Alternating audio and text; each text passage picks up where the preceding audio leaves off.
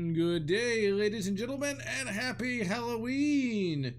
Oh man, ladies and gentlemen, it is Halloween time again. Hard to believe we are already here. And to commemorate this most spooky of days, we're going to be taking a look at Resident Evil again. We're going to try to beat it, and once we've beaten off Jill Valentine, we will move on to Cultic and try to beat that one. I mean, no, that's wrong. Also joining me, someone who's wrong all the time. Wait, no, who's right all the time. We've got the Triple X Medic. That's right, sir. I am always right, even when I am wrong. And happy Halloween, everybody. Boo! I have some bad news to tell you all. I am dying. My hand decided to become a potato, and it's not good. So, Cyrus, unfortunately, I have become the crazy that I must respond to. Exactly. Although, you know, there was a famous actor at one point who actually solved that dilemma that you have, like the hand problem. What you do is you take this chainsaw and, like, you slice off the hand and then replace it with a shotgun. That's what you do. I don't think I'm groovy enough. I don't know, you can try. Just lift at the gym, you know. All right. If I remember correctly, we did the side quest. Yeah, you but should have one. Yeah, because I couldn't figure out the box puzzle because I was, like, tired. We're going to do the box puzzle again. Oh my god. It's not the happiest of Halloweens, it's the boxiest of ones. I'd like to have Jill Valentine's, but anyway. Oh yeah, and welcome, Silver Wings. Glad you could finish up Fatal Frame. I only played part of the first one, never really got into the franchise. And hello, Cyrus. Probably don't want to use that terminology, they'll think you're a Fed. And hello, Neji, and let's see, Halloweenies. That was actually a pretty good movie. Okay, where are we trying to be? I don't even remember. I'm going to use you're gonna walk directly, no, wrong way. Turn around, that hallway, not that hallway. You want me to go to B3? No, I want you to not go to B3, and I don't want you to continue in the direction you were looking. Okay, then go down there to the left. All right, the one with the green door, or the green light over the door. Keep in mind, I have a 10-second delay. Yeah. Green light above. All right, I'm going through the doors. Oh god, I remember this room. Okay, from what I remember, don't step on the button. Don't step on the button. Okay, you push the push the stairs all the way to the left, all the way to the front, right? By the machines, right? Yeah, let's just call them computers, okay? Okay, by the computation machines. Now, yes. You then go to the box at the top, and you push it out only so far. Yep, just so that you can get around it and push it slightly up one, maybe 1.5 scooches. Okay, so there we go. And then what you do is you go over this way, and you go here, and you push it up just ever so slightly, and then you push it all the way to cover the vent so we don't get gassed. Yes. Jill Valentine does not wake up in a strange person's bed. Or tied to a radiator, one or the other. Evil Dead is on Tubi. Evil Dead is remarkably not a bad movie, despite being like a independent film. Although it is very, kind of awkward, what with the whole tree, yeah. Okay, this stupid box here, you push it up to where you can push behind it, right? You push that box up like you did the previous box. Okay, and then you get behind it, like that. Yep. And then you move the stairs towards the operating table. But you don't do that now. You just push the box. Oh, there's not enough room for the box. I see. I think that's what I couldn't figure out the last time. Yes. I think that's why my brain was like, how do I box? Do I punch people in the face? Or do I kick Kickboxer 2 Electric Boogaloo? There we go. Okay. Bear with me if you go for a minute. Are you taking that for you? Okay. All right, there we So- go.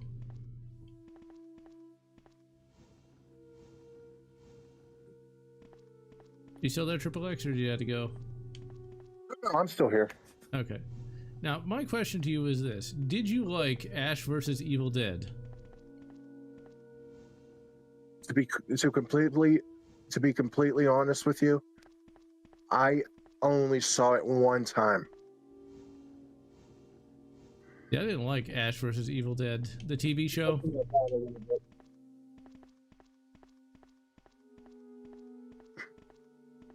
It just didn't do anything for me. You have to push that box down slightly further. Oh no. Don't push it too far, because if you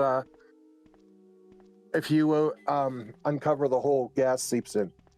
So you just want to move it maybe like one shove. Oh, god damn it.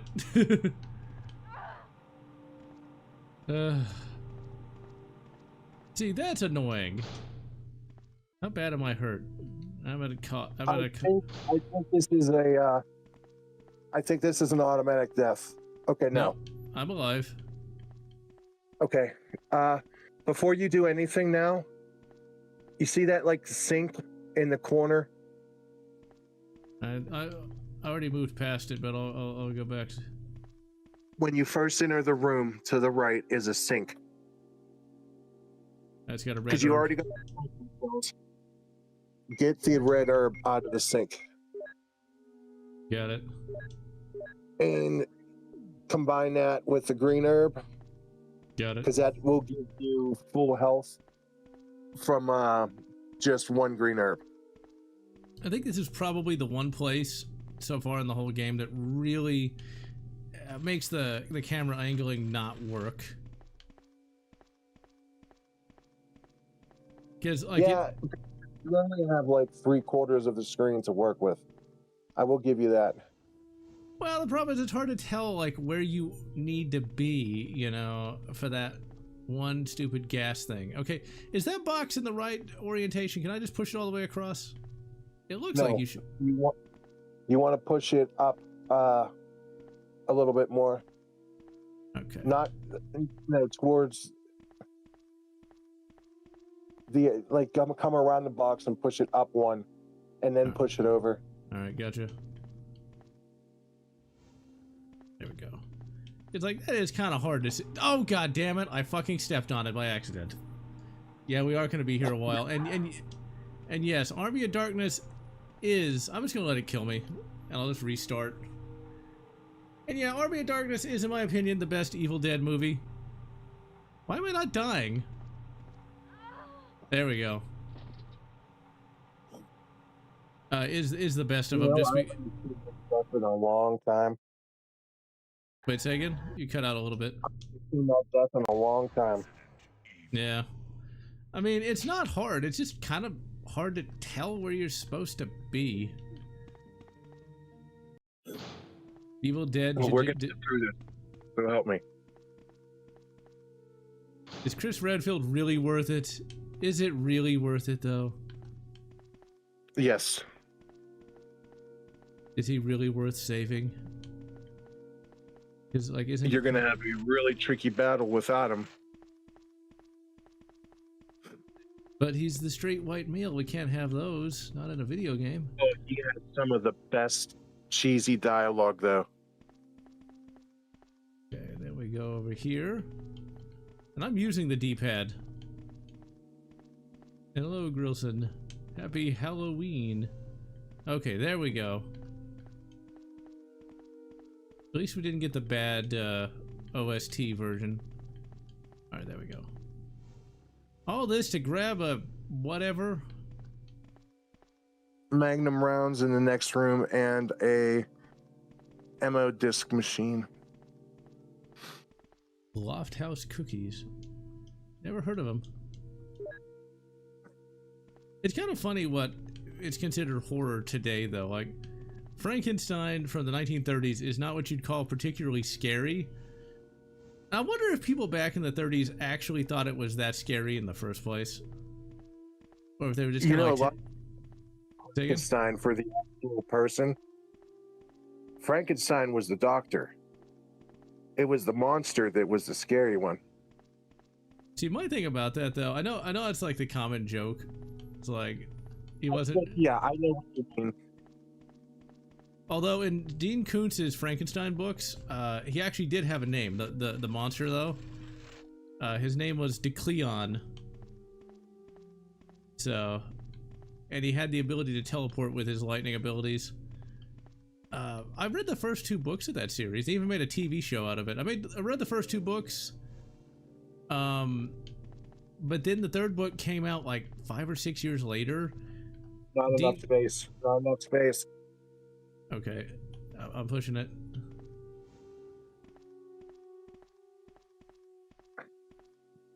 All right, is there anything I should do other than what I'm about to do?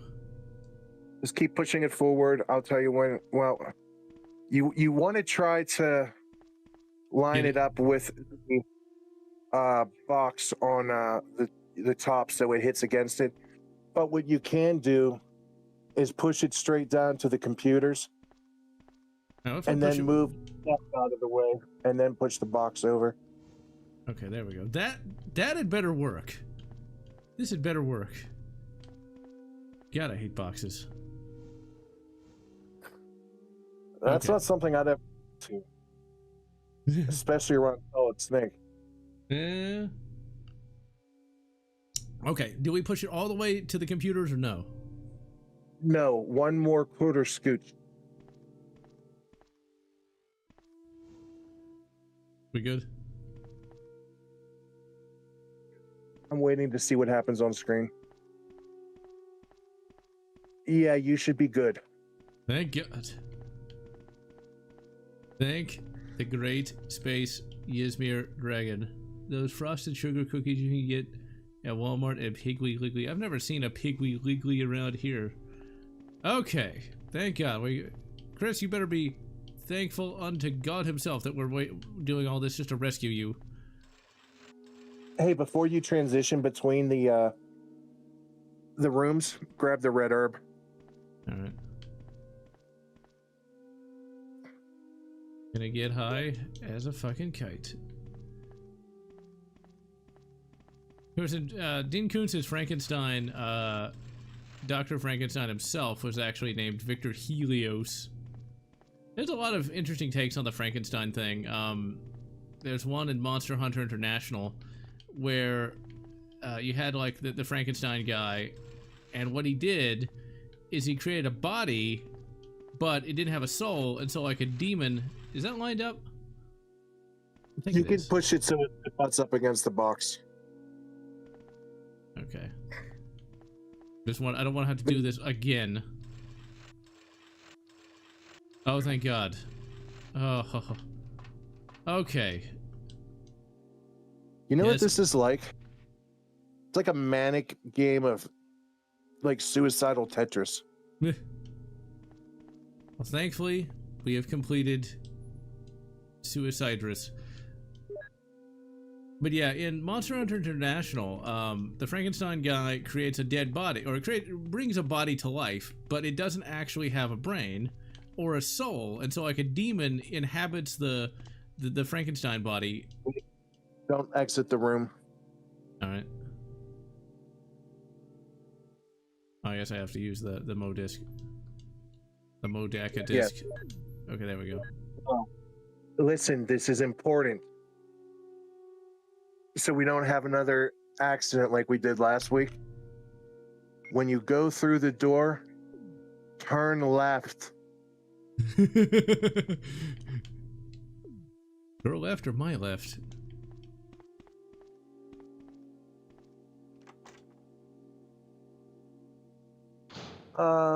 It would, I believe her left and our left are the same in this scene. Okay, so we don't walk towards the doors. Yes, we go towards those doors with the red on the ground. Okay. What's left? Crap. Feck. Go. Oh, I didn't get grabbed. You can go straight through those doors ahead of you. No, I'm sorry, wrong doors. That one, where that lone zombie is. Pat, kill him. Go through those doors. Run all the way down that hall. What are you doing? Welcome to my world.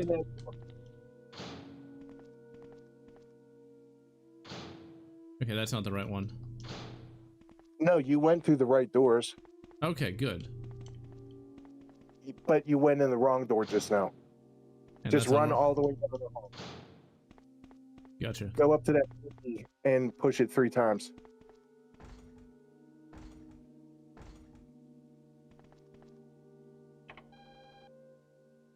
Yeah, I wanted to save, but We're going to do that, but just do this real quick.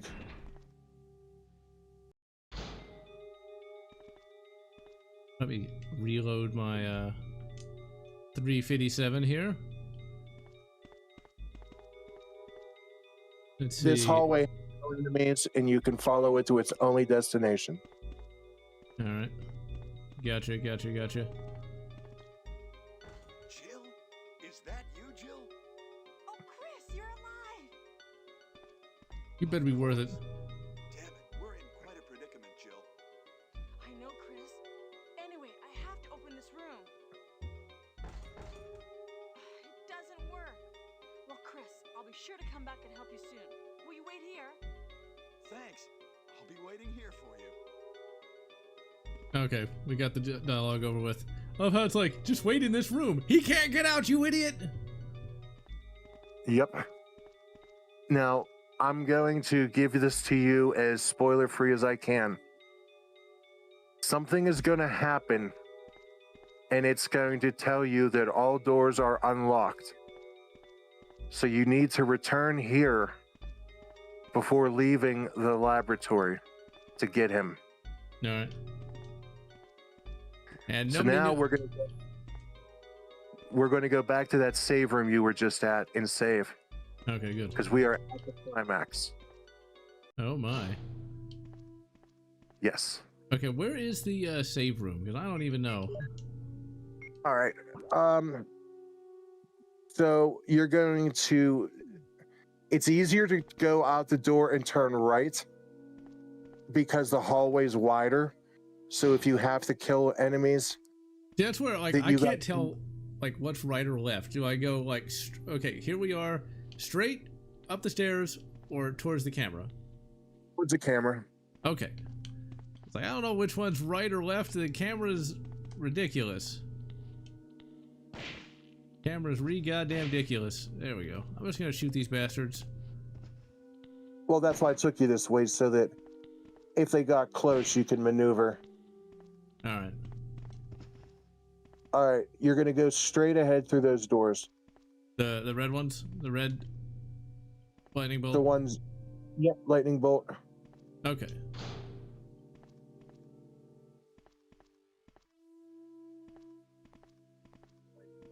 Oh, I think I know where I am.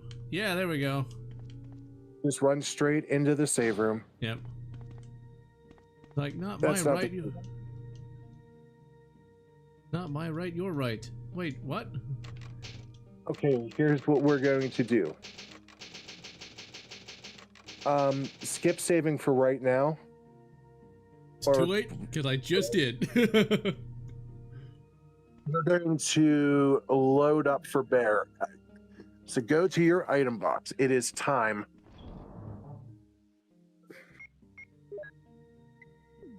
Hold up, 1 second. Let me combine these real quick. Get that sorted out. There we go. All right, let's do it. Okay, so you're going to want to. Let me see your inventory real quick here. There we go. All right. You're gonna want. You're gonna want the shotgun and as many shells as you got. You're Yeah. gonna want the bazooka and as many rounds as you got. think of this as the think of this as like the arming up scene from Commando. whatchamacallit, Aliens. I was You're thinking Sigourney Commando. Weaver about to go into the hive.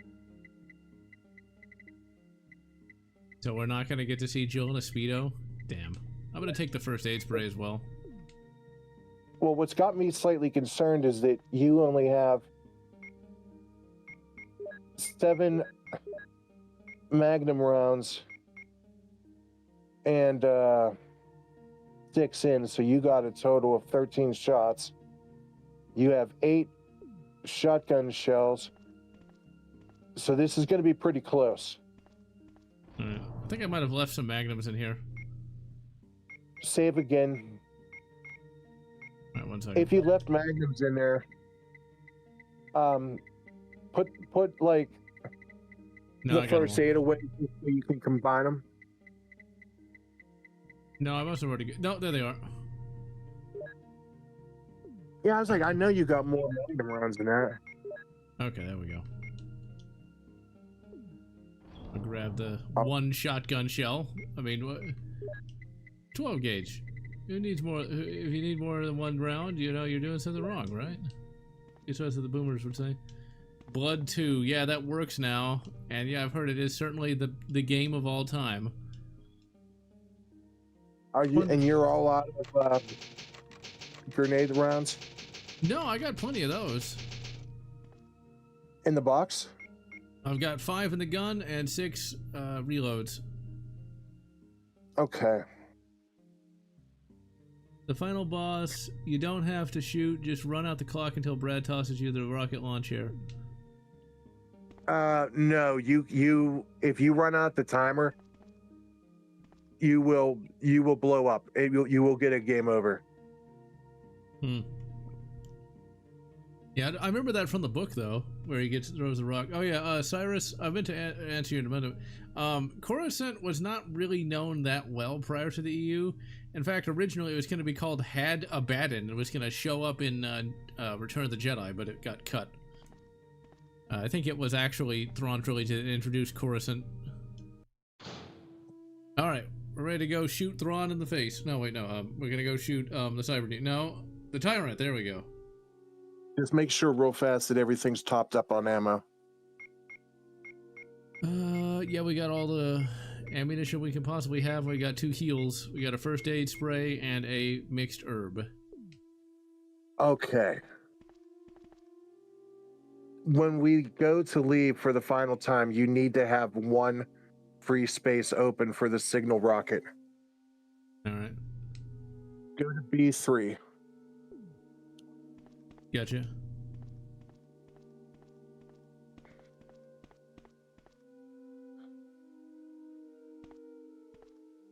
There's a switch. Will you push it?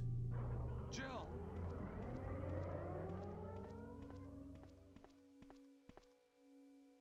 Jill! You're here too! Yes, you're here too? That's not how elevators work. Mm-hmm. I lost my way. Let's get going.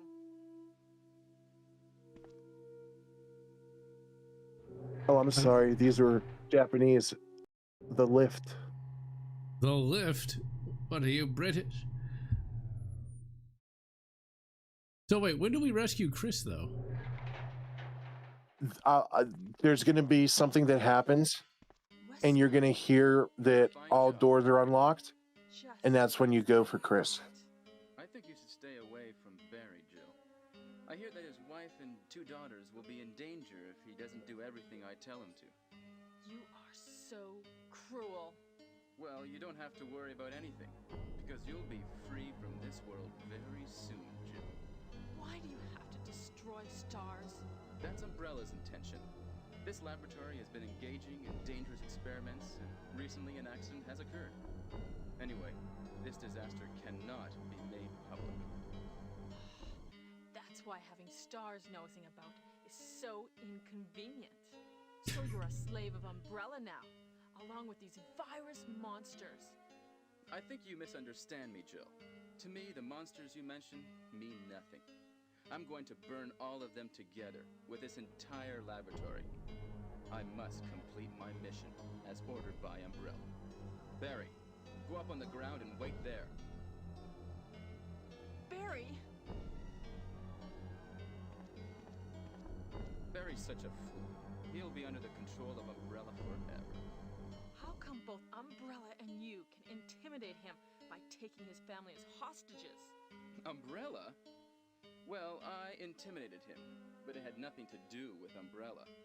I just used him for my personal purposes, though both you and Barry seem to think I was following orders from Umbrella. So you're planning something else? If you succeeded in developing the world's most powerful biological weapon, what would you do? What if you were in charge? You must stop this now. You're a brave girl, but if I were you, I wouldn't give up such a big discovery. You guys are idiots. No one understands its real value. So you're going to steal all the research? Better yet, I'm going to show you the tyrant. Nice. Barry, Sorry, Jill. how is your family? I was listening to what you and Wesker were talking about. I wish I realized it earlier. I thought it must have something to do with Umbrella, you know. So it's all been masterminded by him. Barry, you're so optimistic. Anyway, let's get out of this house first. Jill, Yes, what? do you have any idea what Wesker was going to show you at the back of this place? Well, he was talking about the world's most powerful biological weapon, called Tyrant or something, I think. Do you think we could see Tyrant now? Barry, you're so optimistic. It would look bad for stars if we let such a dangerous creature run loose. Maybe you're right. Let's go then. I don't know that I'm Told gonna- you. I did not expect her to say that. Like, How about her immediately going into, how's your family? Like he fucking knows. oh, hi, Mark. How's your sex life? All right. Here's the thing. You know what's going to happen. But I'm So so when the optimistic. inevitable happens, you're going to immediately turn and run. You want to put distance between yourself so that you can get a couple shots in. Biological weapon? All right. Really? Wesker is a crazy man. Tyrant is not completely Now the developed. big trick is to not miss. Because wasted ammo But we can't let is no bueno. That must be the computer for monitoring this creature. Apparently, Silverwing says the cursor's on the screen. I don't see it, but it might be. Oh, I moved it. Let's just say the tyrant has a very big heart. He's a very loving kind of guy. You know, they kind of just, they see the big, you know, like scythe hand and they think he's evil, but you know what? He has a lot of feeling for everyone. I mean, I heard of wearing your heart on your sleeve, but that's taking it a little too extreme. Hey, Cyrus, no, I never played that before. It can't control what it does. Run! Run!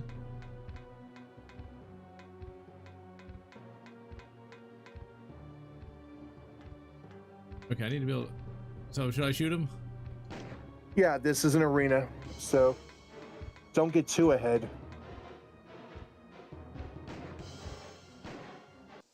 Go! Oh wow, that was easy. I knocked him out in 2 shots. 357 Magnum, motherfuckers.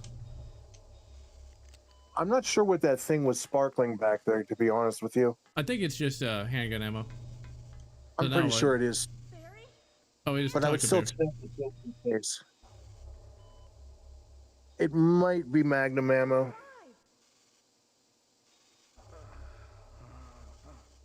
Barry gets hit. I like how we're standing in the tyrant. It's like we just totally don't give a fuck about no tyrant.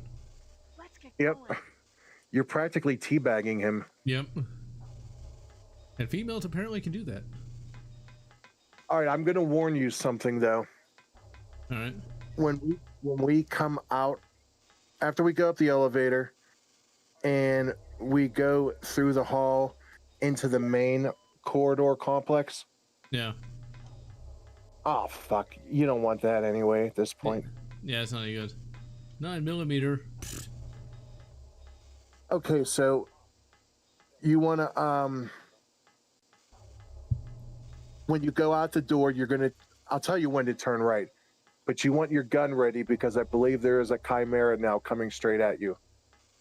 Okay, now I'm not gonna know what right is because the camera is gonna be weird. Because like to me, right. Okay, when you say right, like in this camera angling right here, is Barry to the right of Jill for you?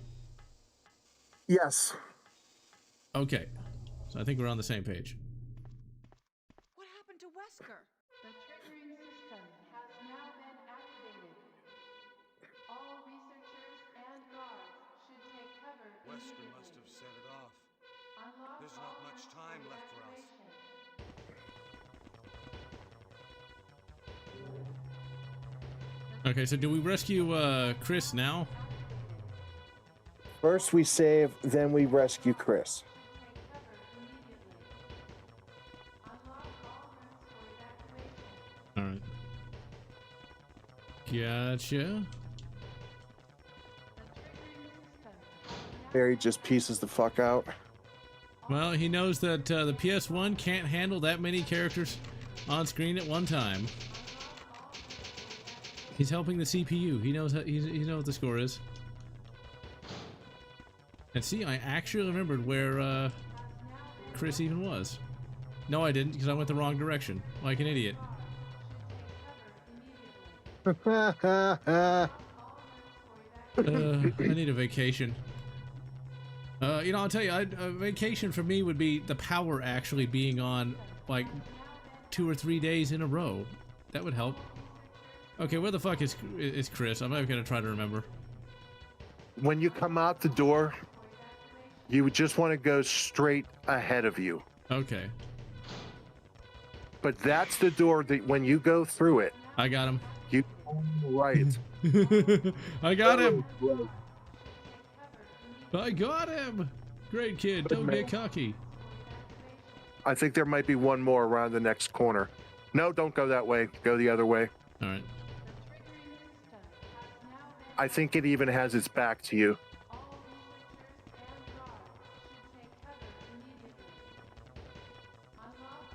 What are you doing? I don't know. I thought I. Okay, let's go back to this, and then you just like tell me. Okay, Never mind. I'm just gonna stop, and I'll wait for you to. Jill's like, come on, hurry up, latency. Okay, now you should be caught up. Just go the opposite way you were going. Okay. Gotcha. Yeah, backs to me. Bam. One shot, one kill.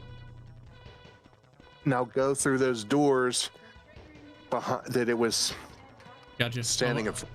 already going. Okay, now I recognize that. All right, we'll rescue Chris. He may live for now. You get some wonderfully cheesy dialogue. I just like the fact that it's called the triggering system. Uh-oh. All the septum rings aren't going to be happy. Oh, Jill!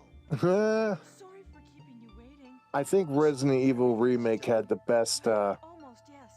Now let's go. triggering system announcement. Reminds me of Mother's Countdown from Alien.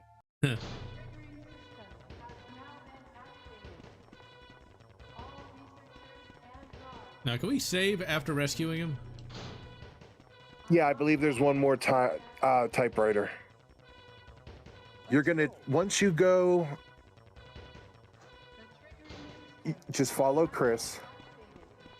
Once you go through those double doors he's standing at, turn left and go straight up the stairs. All right. Zambies. Okay, if there's zombies, shotgun head attack. So if I use the Don't mags. waste your magnum. No, do not waste the magnum on these guys. Use your shotgun. I took the shotgun out. It's too late now, but I only wasted 2 shots. We'll be fine. All right, do we All go? right. No. Okay. Wesker is watching Chris take a crap. I can see that happening. Wesker did a poor job of removing his Beretta from him too. Mm-hmm. All right, where do we go? Go straight, left, right, center. Spin around in a circle. Come towards the camera. All right, gotcha.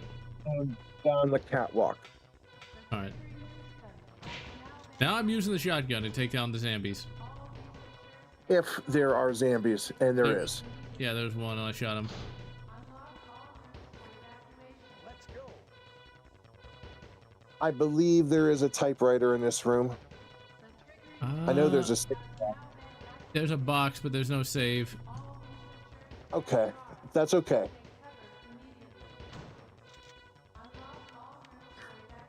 All right. I assume we're going to the roof, and so it's the final boss fight. So. Is. All right, let's do it. Let's lock and load. Rock and roll. Do you still have magnum ammo? Yes. Okay, reload your magnum. Yeah, I got two loads, and that's it. That should be enough.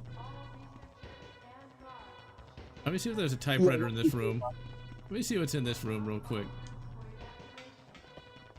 Nothing. Wait, no, that's the elevator to the roof. You go through the doors. Yeah, no, you don't want to go that way. Okay. All right, let's just do it. Now or never. Just run down this hallway. And You go will up. see a battery. Wrong way. Okay.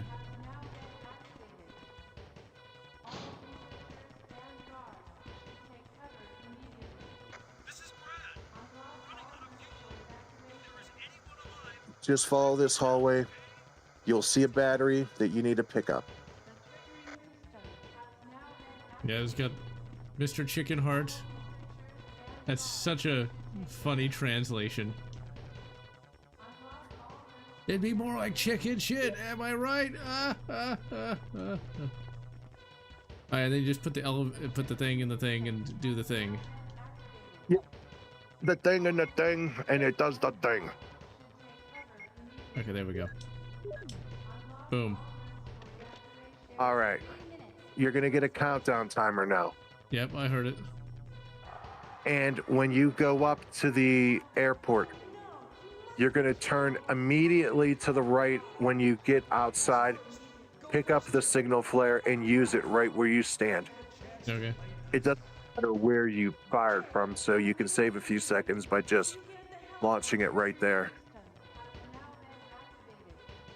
You go up this elevator, right? Oh, you don't have a choice. You don't have a choice. Oh, shit. It's the moment of truth. It's the final countdown. Dun-dun-dun-dun-dun. Okay. Take the flare and then you use it immediately. Right? It just Got- use it. It makes a funny like penis whistle noise. I know, I just saw it.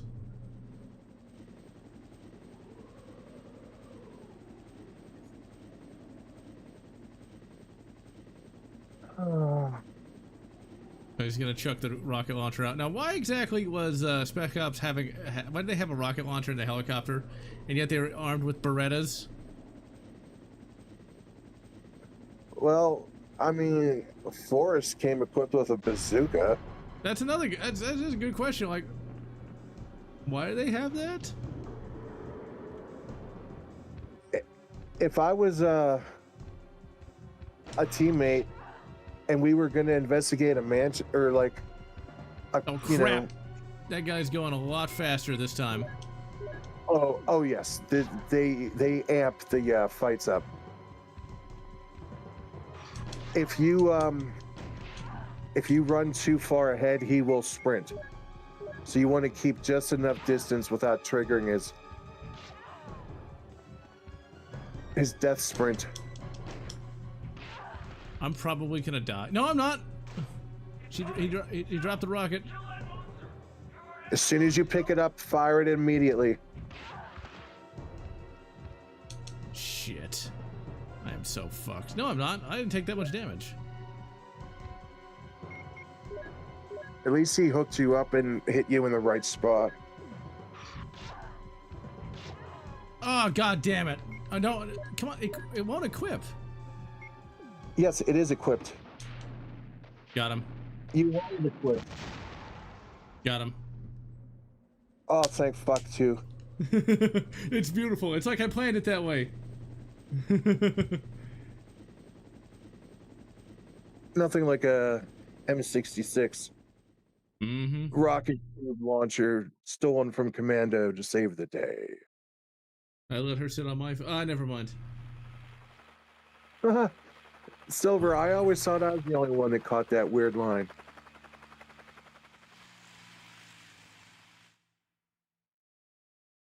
I find it funny they call him Tyrant. It's kind of like in the Terminator novelization, they just call the Terminator just Terminator.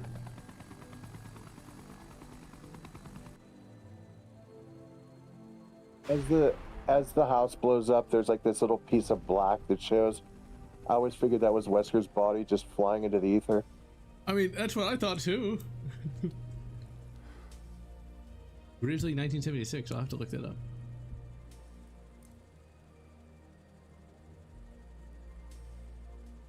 Oh, and fun fact, that is not a helicopter they're in. That is actually just a shipping crate. I know, I could tell. It's obviously not moving. I mean, it works, you know. I mean, no one really paid attention back then anyway. No. I mean, yeah, they don't have any last names. Nope. Just first names. Inze? How the fuck do you even... Inez, huh? Alright, so... this is the first time I've beaten Resident Evil 1 since 2008. I gotta say, I had a lot more fun this time beating Resident Evil 1.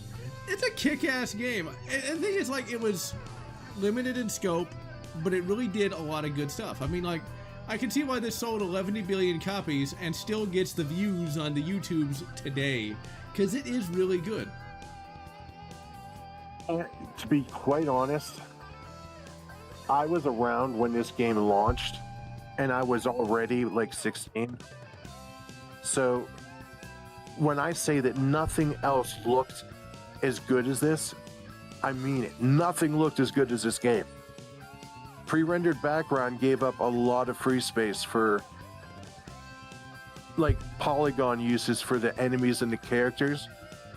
And yes, today we can clearly see that it's, you know, low poly, but after a few minutes, you don't even notice them anymore.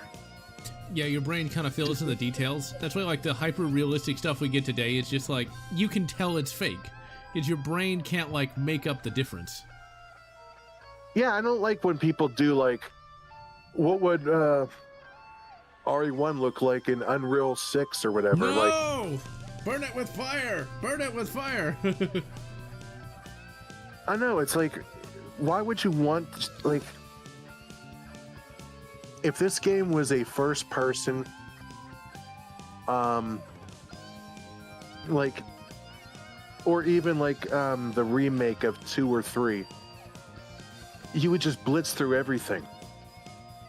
I'll tell you this. Modern day graphics look great in a screenshot, not so great when actually playing them. At least that's how I feel like when I actually play like a modern game, you know?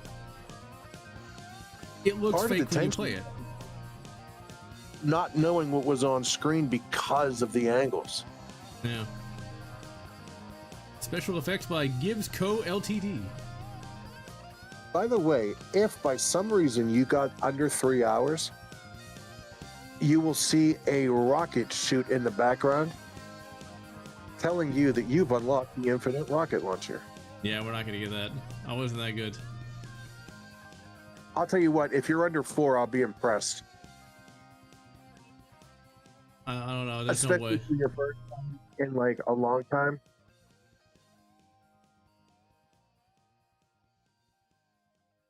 All right, so Resident Evil, Seamless HD project, and they did a very good job upgrading all these graphics because it looked really good. Okay, now this total time 3 hours 29 minutes and 30 seconds. Number of saves 38.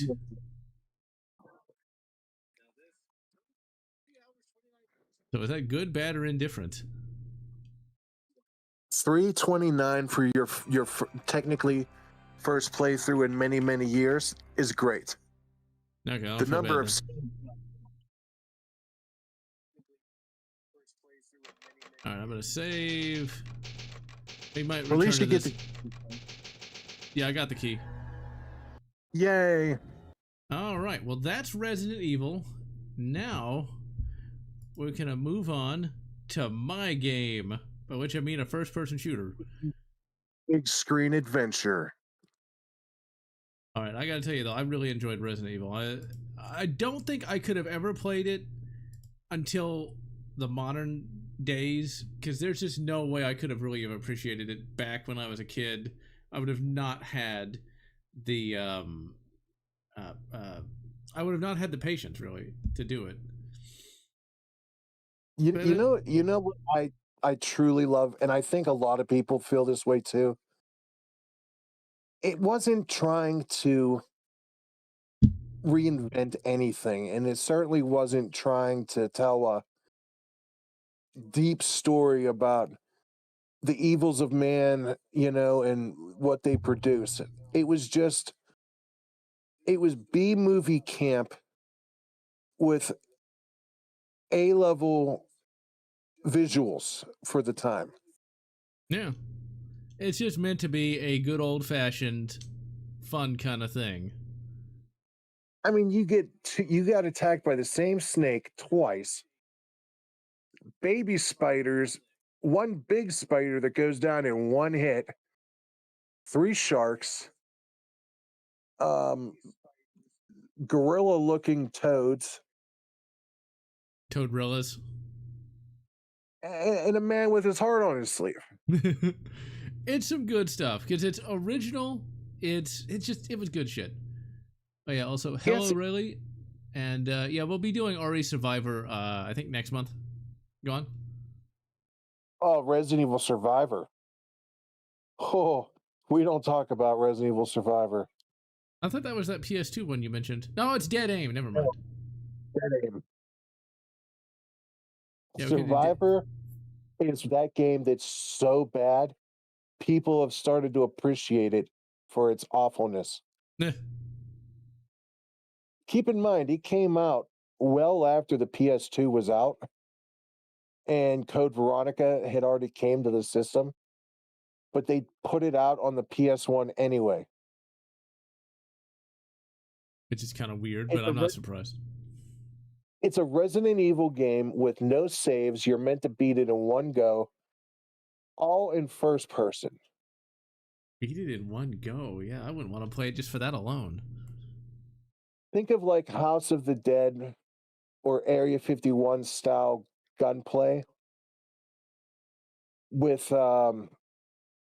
branching paths.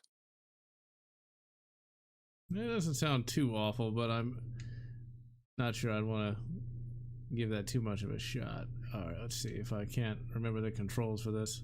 There we go. Burn him! The only way I could recommend you to play that is if you were so curious as to how bad a Resident Evil could be when not penned by Shinji Mikami. And lots of save states. We might do that. That'll get views. Yeah, you could use save states because there's no typewriters.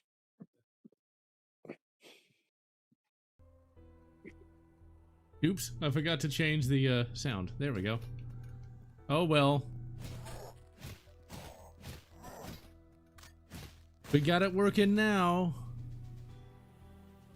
And Silverwing says that Survivor was originally a arcade game in glorious Nippon.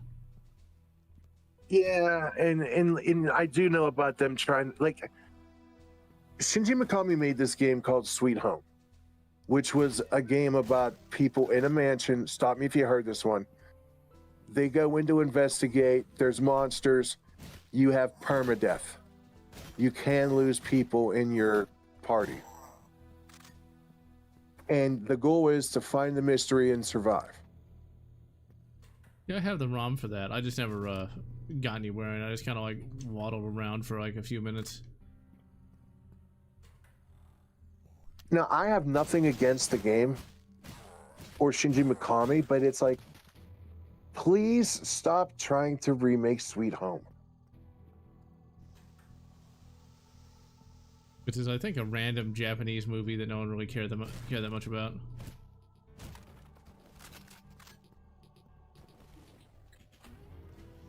Now we got some ammo.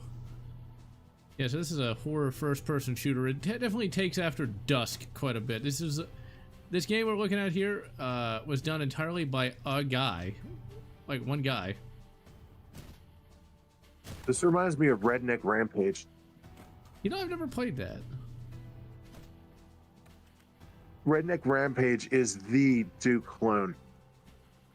It was the most Duke Nukem game of all time. For a game that didn't have Duke as a character, it was the most Duke clone ever. That's one of the things when I was playing this game. I've actually beaten all of Chapter 1, and I've been working on the interlude. But my only issue with this game is it doesn't really have that much personality for the main character. That's something about Duke Nukem. He might not have had what you'd call much of a personality, but he at least had a personality. He had all the one-liners. And so that's just something that a lot of these boomer shooters kind of lack. But I will say this is one of the best, like the absolute best, like top-tier boomer shooter I've ever played. Like, this is on par with Dusk. Did you ever play Dusk, Triple X? Briefly, yes. That is one of the quintessential, like, boomer shooters that actually got it right. I think this one is one of the ones that gets it right, too. And what's really cool is, like, when you get, like, a particularly good kill, it'll actually slow the game down, kind of like Killing Floor. One of the ways they actually keep you in the game a lot longer. Also, you find these field journals that, like, kind of explain the plot. Like, you're basically dealing with a cult that, like, kidnaps somebody, but I don't think that's really important, if I'm not mistaken. And what you do is you're fighting this cult. They're trying to, like, raise, like, this demon god. They kind of infuse themselves with, like, demon juice. It's pretty neat. Yeah. And you eventually fight, like, some skeletons and shit. You got a lot of good guns. It's, like, a very impressive. I don't know if this is running on build engine or not. It might be. Damn it, I missed the ability thing. I'm just using a controller. But I really, really like this game. I've been addicted to it since I started playing it, like, a couple weeks ago. Oh, this is on Unity. Nice. I didn't like Ion Fury that much, which is another Duke clone, except if Duke's a chick. Now, Dead Aim, did you play that back in the ye olde days? Yeah, I got it when it came out. You've been a much bigger Resident Evil fan than I have been, because like I said, my only real experience with Resident Evil in the 90s, no, it was the early 2000s for me, was actually just the book. Like, my grandfather got the book, I read it, and I really liked it a lot. Like, I really liked Resident Evil 1, the book, along with the other ones in the series. That's, I guess, one of the things about, like, go on. One of the things I mentioned to you the other day was, like, Dead Aim did something really clever where the action is all third person behind the shoulder, but when you aim your weapon, it transitions seamlessly to first person. Which is a weird thing. I played like 5 minutes of that just to make sure it worked. And yeah, that is kind of weird, but somehow it works. And it works with both a controller and a mouse, so you can navigate with the controller and aim using the mouse for precision. I don't know if I'd really want to try that. You know, it just sounds like that'd be really confusing. To be honest with you, so many people had complained that the controller aiming was dog shit, but it's actually not that bad. I got through it just fine. Burn! Burn him! Yes. It doesn't seem like it's too bad from what little I played. Got him. You can pull off way better headshots with like a keyboard and mouse, but I like controller just because it lets my hands rest. Unfortunately, if I will say one thing negative about the game, it came out in that Code Veronica era where the virus would always turn the baddies into, like, if they were men, they'd be women, or they were transgender, or, you know, cross-dressing, which I'm pretty sure is if they remake Code Veronica, they're totally going to cut that from the game. I could see that, because I had forgotten about that. But I will say that the Morpheus, the villain in Dead Aim, is a robe-wearing, almost like religious zealot type guy. But the virus changes him to a female with boobs, and his feet are stilettos. I get the feeling whoever was doing that was into some serious shit. like seriously, like why did his feet become stilettos? We need to check the browser history of the guy who did the game. Damn it! Now well. See, Silverwings knows exactly why they couldn't remake it with that intact. Yeah, it's kind of like there's a scene in Mrs. Doubtfire. You know the one. God, that part was great though. Yeah, Mrs. Doubtfire. Watch your mouth, young man. That's the thing. I come from a household that did not allow any sort of swearing when I was a youth, and funny enough, I never swore mainly because I thought it was like beneath me. It's like because I hated like other kids because they were all horribly unpleasant. So it's like I don't want to sound like those fuels. And so I didn't swear until 2011, I think, when I was like in my early 20s. Oh dear. I wasn't allowed to curse either. In fact, my parents used to make us wash our mouth out with soap if we got caught swearing. Oh my. So we saved all our cursing for the playground. See, I don't know. Like, washing your mouth out with soap, like, couldn't you potentially get diarrhea from that, though? Who knows? We were Gen X. We were built different. Yeah. God damn it. This game is not hard, but it can be somewhat difficult. But it's actually pretty... This is the right kind of difficulty. It's hard enough to be fun, but easy enough that you're not going to want to just, you know, say fuck the game. That's the important thing about that. Like, proper difficulty... It's kind of like, you know, Resident Evil we just finished. Like, it is hard, but it's not so hard that you're going to just say, like, fuck the game and bail on it, you know? Like, overly difficult games are great for, like, Redditors and permavirgins, but not so great for people who actually have a life. That's why I'm glad I never have to ever play another Souls-like game ever again. Yeah, it's like, I can't stand overly hard games. It's just not, it's not for me. I'm just playing a game here, pal. Not me either. I don't want to be bogged down with like pixel perfect reaction times. Like, come on. Yeah, it's like, I've got a life, damn it. Okay, so it's Halloween. Now that we're not like trying to super focus on beating a game, we can just kind of like yak now.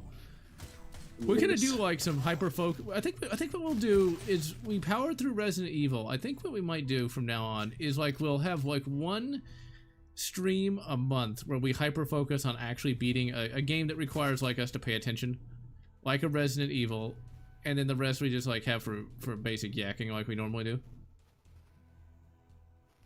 I could see that. working easily. Because I really enjoyed being hyper focused on like, okay, we've got to beat the game. I don't know how to really play the game that well. Like, it's been a long time since I played it. And so that way I'm focusing more on the gaming aspect and less just, you know, talking kind, you know. That was pretty fun. I think we might have to do Resident Evil, because like, you wanted to do like Far Cry 3, but I know that game. Like, I've beaten that game like a bunch of times, so that won't require like any real thought. But like, we could do Resident Evil 2. Well, my surprise. Wait a second. I was keeping that a secret. Yeah, well, we'll just have to use the neuralizer. You mean the 357? You know, brings up a good question. He asked me if Resident Evil 4 did it ruin the series as a whole?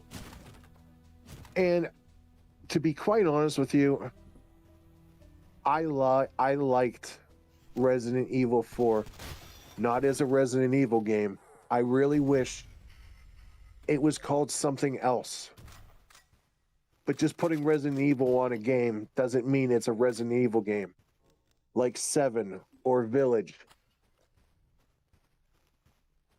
Now, it is a fun game, but yeah, I don't think of it. I actually consider it like a spin-off game more than a mainline entry game.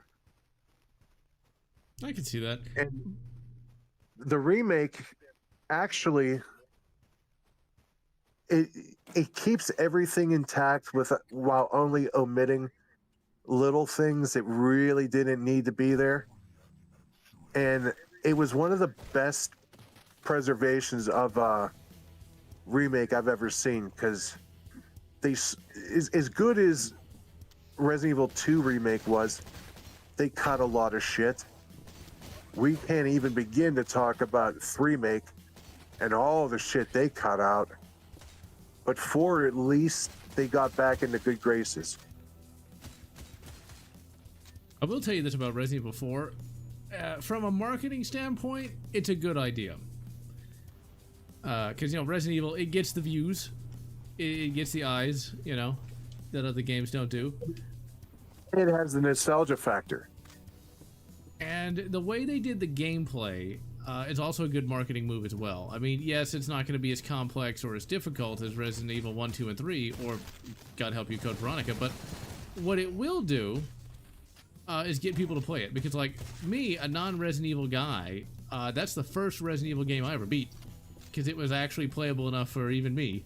For even a stupo like myself, you know? So it's like, if they want more people to play the game, they gotta, like, dumb it down a little bit. I think that's one of the sad aspects of, like, modern gaming, is they dumb it down too much to try to get, like, the people who have barely room temperature IQs to be able to play it. I will say that there is one thing that Resident Evil 4 did ruin, and this trend is still going, and I hate it more than anything. If you look at Resident Evil, which we just played, you had that picture puzzle that was simply just called Cradle to the Grave. And you had to be able to put your brain cells to work to figure out newborn infant, toddler, young man, old man, grandpa, dead. It didn't spell anything out for you. You had to know this. But by the time Resident Evil 4 came out, before you got to the puzzle, there would be a note on the wall that says, "We need to slow him down. I think if we jam the gears in 3 places, that should be enough to hold him." Like, oh, thanks. Now I know how many things I'm looking for. Yeah. I think really what it comes down to, though, it's something I'm going to mention in a podcast. There's going to be a podcast on Resident Evil in a couple weeks. But, yeah, me and Triple X are going to do a podcast on it. Give our thoughts, an after-action report, if you will. The thing I'm going to say, the worst aspect of the original Resident Evil is just the navigation. Like, being able to figure out where to go is really kind of annoying. That's one of the reasons why I often started Resident Evil 1 but never really finished it much. Because I've tried to play and beat Resident Evil 1 a lot over the years, but only ever beat it now twice. That's really the hardest part. And that's one of the things that Resident Evil 4 does well, is that it's not hard to figure out where to go. Basically the same controls, except the camera has been changed to over the shoulder. And yeah, you know, being able to see and being able to figure out like which is left and right, you know. Maybe Also, I did. Siren, I am a fan of Silent Hill. I'd have a hard time playing Silent Hill myself, or Silent Hill F myself, because like you gotta play as a Japanese schoolgirl. I'm not sure how much that would interest me. I'm sorry, I didn't see the F. Yeah, that's the Japanese schoolgirl one. I am not interested in that one, and it's not because boo women in my games. It's her haircut looks like a penis, and she screams like an anime chick in a hentai. You know, I'll tell you this though, this is gonna get me into trouble. Like, you know, I don't know that I would really want to play a game as a Japanese schoolgirl. It's like, it's like, you know, you play as like a badass, you know, like Spec Ops troop or schoolgirl that weighs as much as my left leg. I don't know. It's hard for me to take that seriously. You know, I get it as more of a psychological thing, but I don't know. It doesn't really interest me that much. Just so I'm clear, I'm not saying women don't have a place in video games, but you know, let's tone our expectations down to what they can do. I mean, Amanda you know, like, Ripley, you could believe she did what she did. yeah, or Jill. She barely survived. She didn't come in an ass kicker and leave a better ass kicker. No, she came in alone and left alone.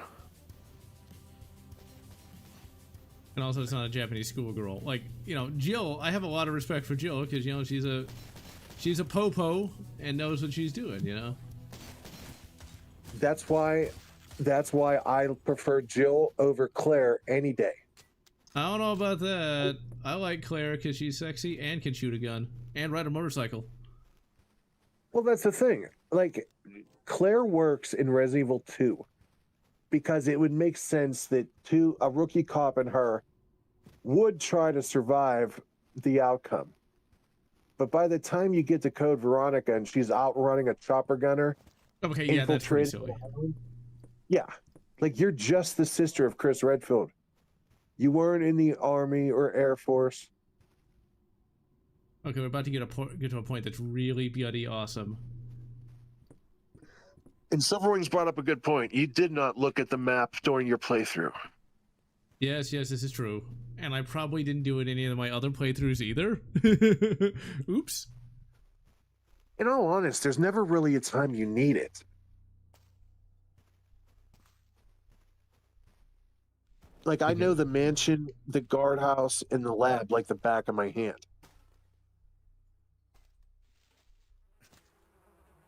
The serum, the rush to get the serum, I could see maybe someone using it for the first time. Because keep in mind, in the remake, he will die if you don't get there in time. And if he dies, you do not get the assault shotgun. Okay, this is where the part of the game gets really creepy. Like, this game, it has a lot of creepiness despite the fact that it's just 2D graphics. It's gonna Ever be notice like they always use Zippos? Wait a second. You ever notice they always use Zippos? Yeah. They don't... You can't really hold a lighter like that for that long, though.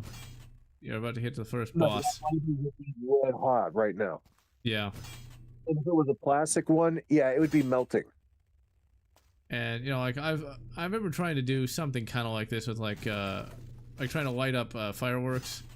Like my grandfather's Zippo, and you can't hold it that long. Okay, we need to save like right now because we're about to have to fight a bastard.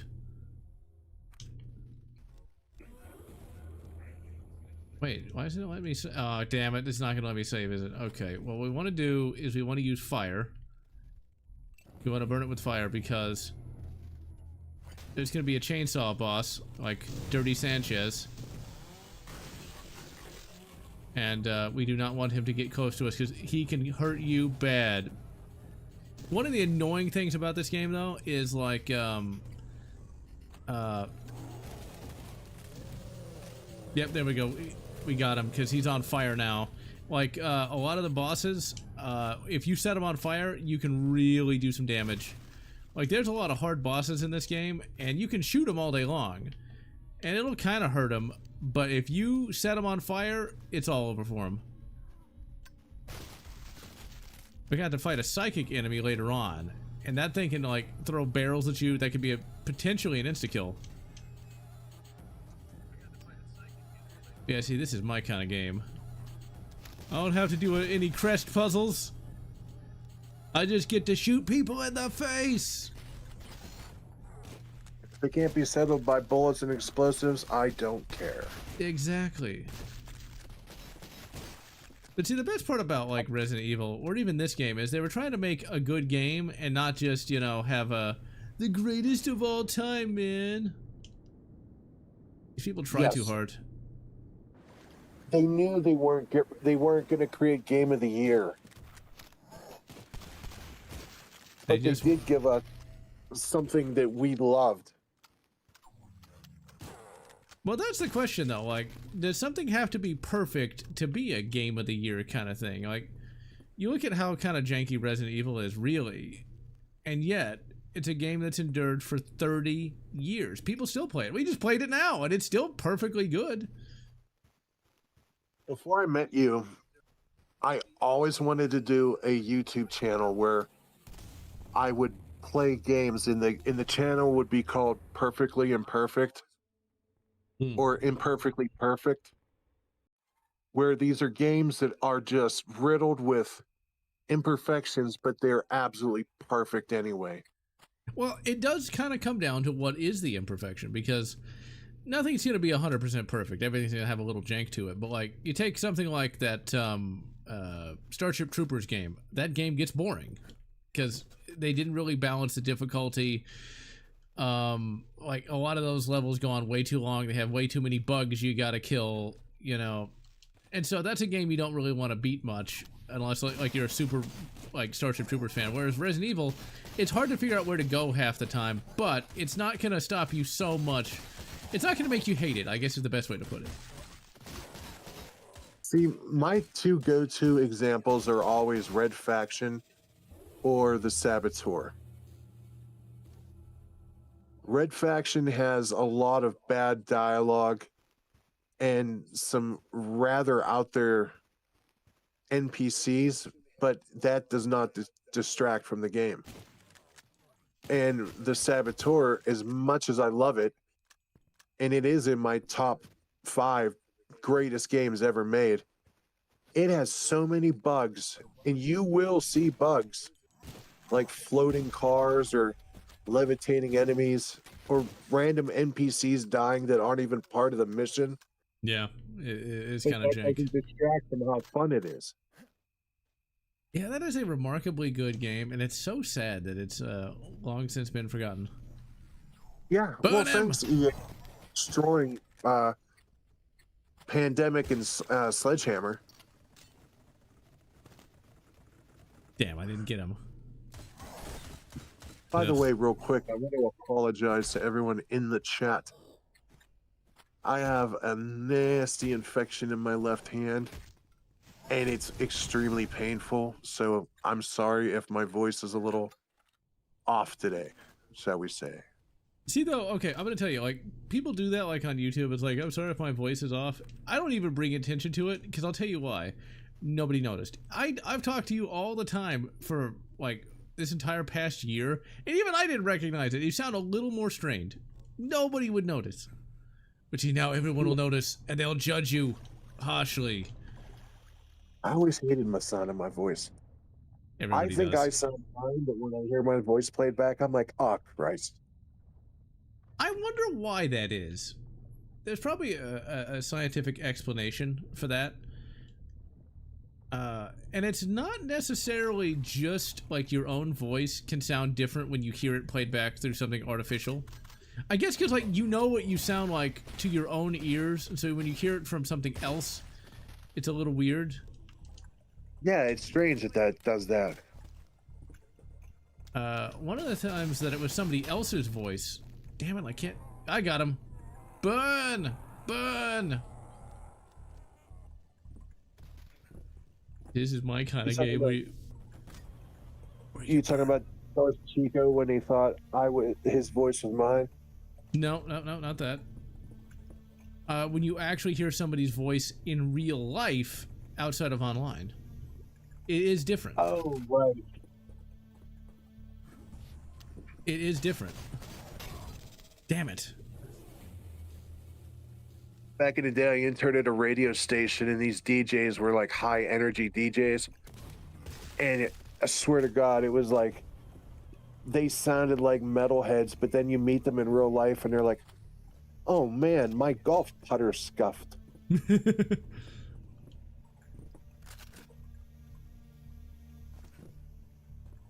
The first time to date, actually, no, I take that back.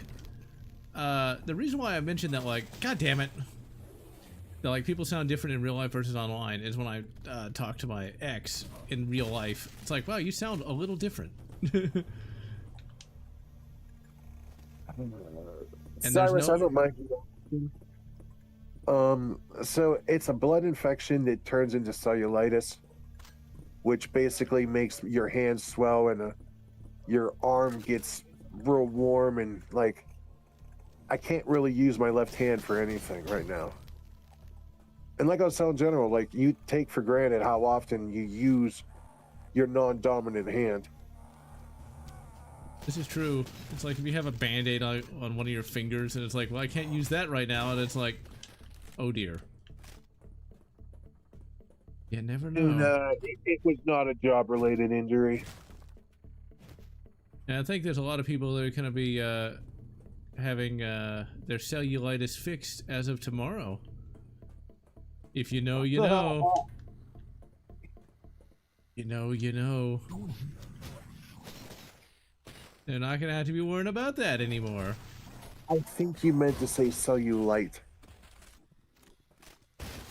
Oh, so cellulitis isn't brought on by eating lots of fudge rounds and sodies? No, you're thinking of cellulite. So yeah. I'll tell you this. Oh, damn it, Silverwings, that's fucking genius. I mean, it works. Not to get like political on that, but I will tell you though, it's one of those things. Like I know there's people that really need it, but I mean, you see the stuff on the TikToks, and it's like, oh my god, you people are so entitled.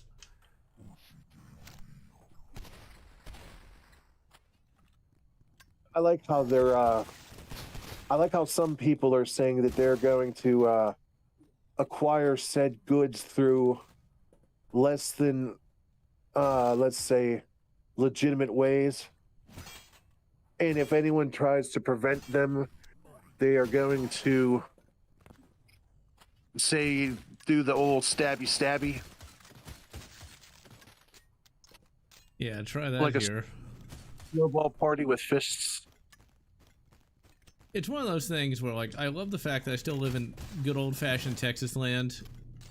Like, this is still... Where I live is still very Texas. Like, that would not happen. It'd be, yeah, try that in a small town indeed. Although, unfortunately, due to COVID, everybody's been moving to this part of town. There's still little bits of country left. Little tiny bits, but it's still there. I was avoiding a lot of traffic today, and there was turned down this one road I don't normally go down, and like, oh, I'm in the country again. Whatever next.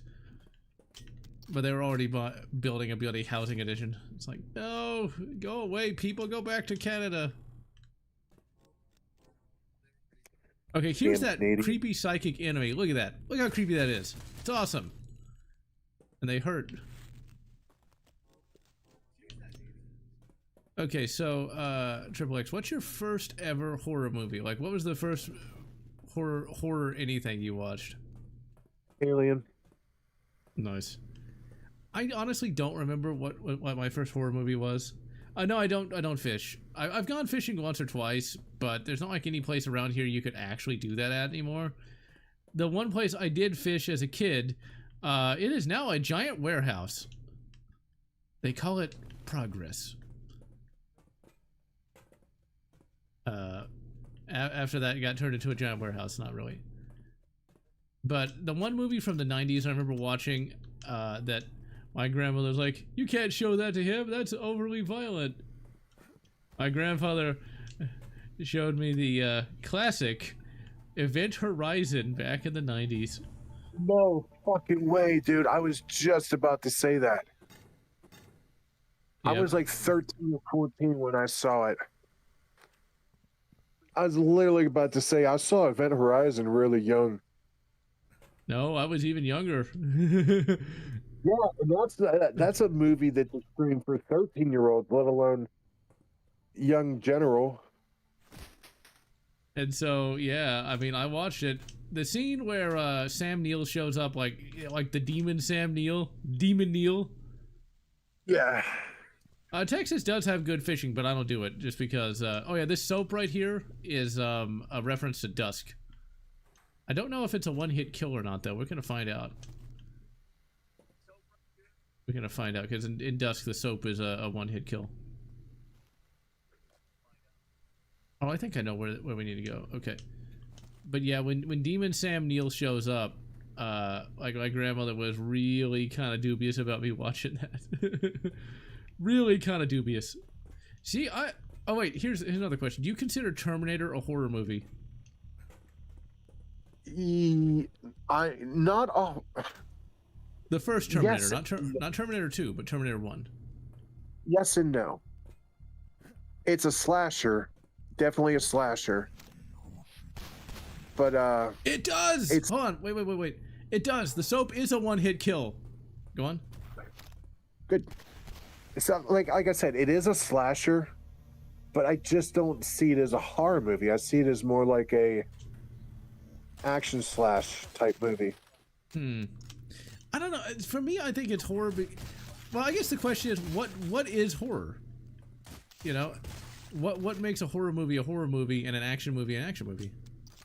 It does have horror elements, like a machine that can mimic the voice of anyone it interacts with, or the fact that it is smarter than the average human and has access to way more knowledge about any one thing than anyone could have. But it's still faltered to two people with the will to live. But you see, like, couldn't you define any horror movie like that though? Because here's where I go. Here's where I say that Terminator 1 is a horror movie. They can't fight the Terminator one-on-one. They don't stand a chance. They have no means of actually defending themselves against it, and they only are able to defeat it by the most slimmest of margins, which is basically every horror movie ever. Like, you can't, like, punch Jason in the face. He'll just take your head off, like in Jason Takes Manhattan, you know? I loved when he kicks that boombox in the street.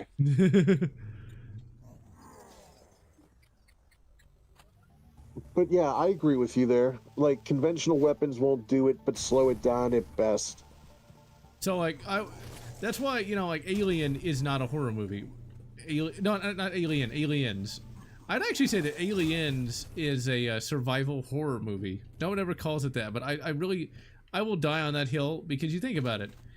They can fight the xenomorphs, but they have limited ammo, they have limited numbers, and they've got limited time. You know? That's actually perfectly trying to sum up how I felt about the first Terminator. It is about survival and the horror that comes from a unkillable stalker. I think I like Terminator 1 a bit more than, God damn it, a bit more than Terminator 2. I mean, I really like Terminator 1. Like, that is it's a classic for a reason. I haven't read the book. Even the book is exciting. I will admit that 2 is my favorite because of the gun porn. But 1 is still a perfect movie. 45 long slide. I would almost buy one of those just because of the movie. Almost. So he's a rifle in the 40-watt range. See, that could still work. It's just like a really, really energy efficient plasma rifle. Like, it only needs 40 watts, and it somehow charges it up to something that's useful. So basically a light bulb, a standard house light bulb. It could work if it's energy efficient. I don't know. Sure, why not? I'm sure that it would be like 40 gigawatt range or something like that, but 40 watts is more, the audience would know what that is. Let's see, the crappy American remake of Ringu. You know, I've never seen The Ring. I had no real interest in watching it just because it's like, it's not that scary to me. It's like, oh, the thing comes out of the VHS tape. Man, that is an old concept now. The monster comes out of the VHS tape. We're all safe. Unless you're a VHS hipster. So all the 30-somethings are gonna all die. You know, I just thought of a Japanese horror movie that's absolutely god-awful in every sense of the word. Oh? And it's based off a video game. So Parasite Eve was a game that came out in the PS1, published by Eidos. And it was based on a book of the same name. Huh. And the movie was based on both the book and the game. And it's a Japanese language, English subtitled movie that has some of the most creepiest sex scenes ever. Oh dear. No, like imagine you're looking at mitochondria under a microscope and you splash it with water and it turns into like a humanoid looking like water person and it mounts you for fornication. Oh dears. I didn't think it was gonna be that weird. When did that movie come out? Like the 80s or something? No, it was around the turn of the millennium. Okay, that also makes sense. That's one thing I love about the 80s, is like the 80s had some of the most batshit insane movies. Because they could get away with a lot more back then. So it's like, that sounds like something from the 80s. But then like, weirdness kind of came back around the early 2000s. I like those weird 80s movies because it still had the practical effects, which I know it's a hipster thing to say, but practical can look better than CG. Or at least more imaginative. Like flying an actual helicopter under a bridge in T2. Oh, that was sexy. Yes, it was. Or the fact that the Liquid Terminator had to grow a third arm to fly and shoot. Yep. See, I miss directors like that. I actually saw T1 though. Talking about T1 though, I watched that in the 90s when I was a youth. The only thing that kind of traumatized me about that movie is I didn't like it when Lieutenant Traxler died because I thought he was cool. Yeah, he was cool. He seems to die a lot because the actor played Captain Terrell in Wrath of Khan also dies. I think they said that he was supposed to survive and show up in the sequel in a wheelchair. No. I'm kind of glad he didn't because I hate that kind of, you know, member berry bullshit. Like, just let him die. Don't keep him... Don't make him suffer through bad sequels. Well, T2 is a good sequel, but like T3... Pfft. I saw that in theaters. I even owned it on DVD. You know, it's one of those movies I wanted to like for the longest time, but man, that movie's not good. Like, it is slop in the sloppiest nature of the word. Slopped. Let's see, what is a game that enrages your inner gun nerd? Call of Duty. There were no Picatinny rails in the Cold War. Yes, there were not. I don't know. Like, it depends on. I could actually say Resident Evil 4 could enrage my gun nerd just because they put 223 rounds in a bolt action Springfield rifle. Like, what? That would. No. No. No. That doesn't work. I'm personally getting a lot sick and tired of like both Call of Duty and Battlefield not willing to pay for licensing for real weapons. So they call it something else and change it just aesthetically enough that it can be considered, artistic. License. Yeah. Like that's clearly a Chris Vector, okay? You're not fooling anyone by calling it a Victor. Or a piss vector. A piss vector. Let's see. See, this is where this game gets it right. Just call it a handgun. Just call it a lever action rifle. I'm not going to give you a brand. This was an era when games were obsessed with broom handle. Even though this is set in the 1960s, the broom handle's cool though. Wouldn't want to pay for it. Okay, that is awesome. Look at that. Look at that. When it catches up. This is done by one guy. He knew what he was doing. That is pretty cool. Tourist Trap was a 70s horror movie about mannequins that had psychic powers. I think the 70s had like some of the bleakest horror movies. Like The Omen. Or my mother still gets creeped out by The Exorcist. Dude, I laughed my ass off during that movie. The Exorcist? Yeah. Well, you got balls of steel, because, like, I've seen some scenes from that. It does look kind of creepy. Like, the idea of, like, somebody being possessed by a demon. That's creepy as fuck, because... It was more so that she was a child that people were shocked by than anything. Yeah. It kind of Like reminds... seeing a child possessed pee on the steps and then puke up pea soup, that's unnerving. And we won't talk about her crucifix scene. Did that guy just fall to his death? Yeah.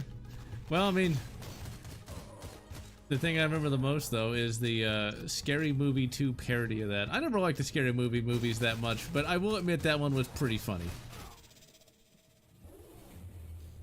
Scary Movie, the first one, had a deleted scene that was funnier than anything that was in the movie.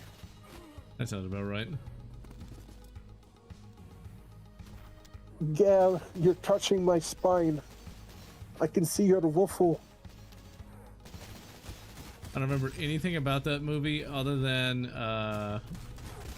like, it had, like, the Wayans brothers in it or something? Yeah. And Back they when were they in were the popular. second one.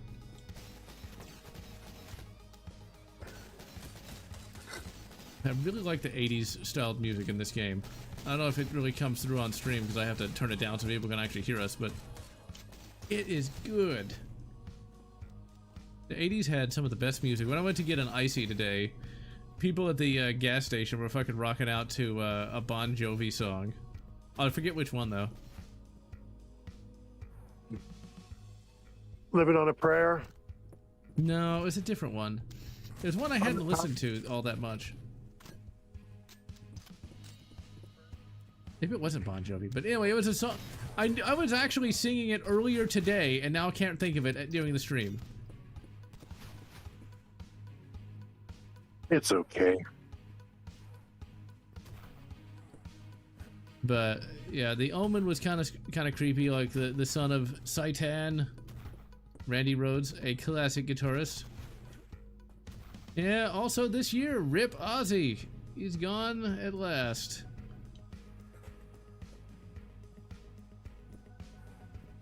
He's going off the rails on a crazy funeral. Exactly. How big do you think his funeral was? Oh, I'm sure there was quite a few people there, and probably even some of them knew him. Like Yeah, true. It's like these funerals have like 1 million people there. It's like, oh yeah, that guy. It's sad.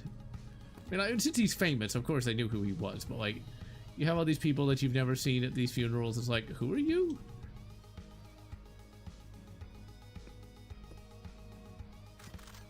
What's kind of funny though is there was a funeral that I gave a eulogy for. I gave it for my grandfather. There's some family members there that I had no idea who they even were, and they didn't know who I was. But I did a good enough job with that gutty eulogy that they knew who I was when I left. That's for sure. But it wasn't shot through the heart either. Exorcist 3. I've heard that that's actually supposed to be good. Exorcist 2 is an example of a movie that Exorcist 1 made a shitload of money, so they wanted to make a sequel to cash in on it. No, it wasn't Runaway either. Damn. I just can't remember what it's called now, or what the song was. But they were fucking rocking out at the gas station. What's kind of cool is people were dressed in costume today. Like at the bank, places like that. Houston is a very festive city, so gonna be heading to the Renaissance Fair on Sunday, mainly because the Saturday tickets were ridiculously expensive, but whatever. I got me some dollar coins. You can get dollar coins still. They're the president dollar coins. James Madison. Wait a second. What's the temperature out that way? It's not hot. I think it's like 70 something. 70 something. See here, it is 72. Yeah, the high today was 50. Let's see. No, it's actually 61. I can see that being chilly to you when you live in a warm state your whole life, and it starts to drop into the 60s. See, when is that? 4 p.m. It's a 34% chance of rain. 39%. It's supposed to rain tomorrow night. Here's hoping the power doesn't go out. Yeah, I was just about to say 100% chance of brownouts. Well, today it was a beautiful day. Nothing happened, but the power still went out for a few hours. The guy that made Exorcist 2 also made Zardos. Yeah, it seems like that. Like he'd do something like that. Well, see, it's not necessarily a brownout. What it is the power just goes out because they didn't bother cutting away trees or anything like that, but I guess we'll just find out if we have the electricity tomorrow. There's not many good third installments in anything. But, like, you know, by that point the studio wants to make money, and so they'll just make whatever crap might actually interest little Timmy, right? Although Return of the Jedi turned out pretty good. Predators turned out pretty good, but can you really consider Predator to have like 3 movies since it came out so many years later? Oh yeah, Death Wish 3. Yeah, that's my favorite Death Wish, just because, well, Wieldy Magnum. Because I like the Wieldy. Okay, so how much more time do you got, Triple X? Because we might stream a bit longer today just because it is Halloween, if you got the time. Yeah. Alright, good. I'm actually not going to work today because I'm probably going to end up in the hospital. Oh, that's great. It's one of those things when you'd probably rather just go to work, right? I put my health on the line to make sure I could stream for you. Well, thank you. So if I die tomorrow, you know what happened. Yeah, well, at least you died as you lived. Yakking about horror movies. Yep. Damn it. I kind of wanted to make a horror movie, but I wanted to make a survival horror movie. Not one where, like, it's where the protagonists are at a major disadvantage, but they can fight back. Because I've always wondered, like... Welcome. And yes, welcome. You're not too late. Revenge of the Sith can be considered like a 6th installment, because that is the 6th Star Wars movie, and probably should have been the last. Because George, yeah, selling out to Disney and then not giving his kids any money. House of the Mouse. Ugh. Evidently, the Indiana Jones fans are starting to become wokeified to the point where they don't want to have the Indiana Jones gun. Wait, they don't want him to have his gun? Oh, they already took the guns from James Bond on Amazon, but like whenever the fans meet up, they don't want Indy to have his pistol. So yeah. Wait, are we talking about like for movies or for like fan meetups? Like you can't bring prop guns. Fan meetups, but evidently in Diarrhea Dial of Destiny, he barely used his gun, or I think he actually didn't use it at all. I've not actually seen it myself, but I've heard that he didn't really use his gun. And you using those guns? That's evil, you know. God, it was in some type of cool way. Like when he shot that guy with the saber and Raiders. Yeah, that's something that will go down in cinema history as one of the greatest kills of all time. I love that scene in Temple of Doom where he pulls out his gun against that whole army of like creepies, and they all turn and run, and he's all cocky, and he sees the Indian army coming up behind him. Yep, I didn't really like Temple of Doom that much, but that was a pretty cool scene. No one liked Temple of Doom, but I will admit it's leagues better than Dial of Diarrhea. I'll even go as far to say that Kingdom of the Crystal Skull, perfectly watchable. I remember when I saw it in 2008, I was like, you know, it's a pretty good send-off for Indiana Jones. Realistically, though, Last Crusade is the best send-off, the only send-off we truly need.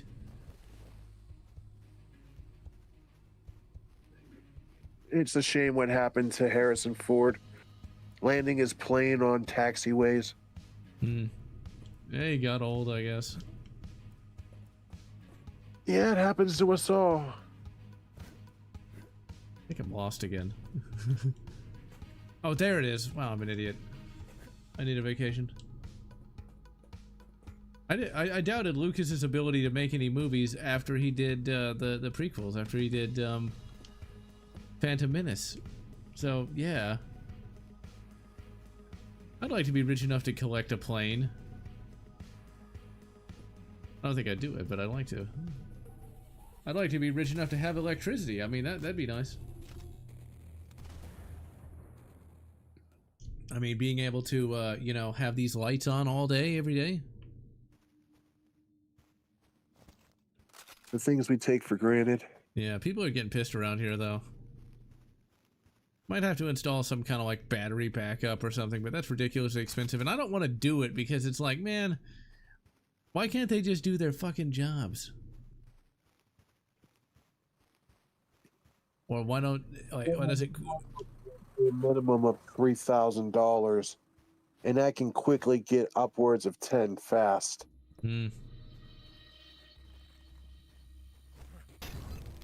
Burn him!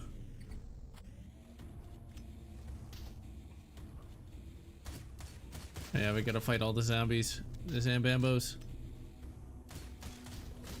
Yeah, there's a James Bond equivalent called Dirk Pitt, and he lives in a giant airplane hangar with all kinds of classic cars. Dirk Pitt is basically James Bond, but American. Written by Clive Cussler. I think Clive Cussler's dead now. Either that or 200. Wait a second. I said, what's your name, sir? It's Pitt. Dirk Pitt. He goes on a bunch of adventures that are pretty cool, I guess. I mean, I've read some of them, like Raising the Titanic. He's an example of a character that has comic book time, because he was like 30 years old in 1970, and he's still 30 years old in 2025, I think. What's that spin-off of it was like Bond's nephew or something like that. Yeah, James Bond Jr. Was that what it was called? Yeah. I thought it had another title for some reason. It might have had, but that's what I'm thinking of.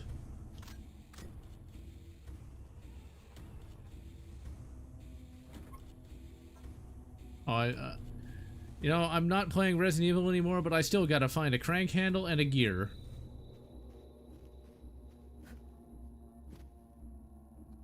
The Karate Kid with Jaden Smith is, well, between the times when Will Smith was popular and his love of mid-tier girls, he had a kid he wanted to give a career, and well, The Karate Kid is what ensued, and no one watched it. It even had Jackie Chan, and that couldn't even draw a box office. Although I gotta tell you, I never liked the video. No, but but you told me about it, where like they basically found like absolutely mid-tier females. Yes, from like Home Depot and Denny's.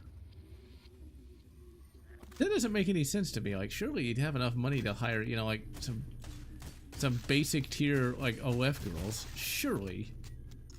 Yep. But Must've been no, some he kind of- went got chubby girls because, you know, if he just had bikini clad girls, it would be sexism.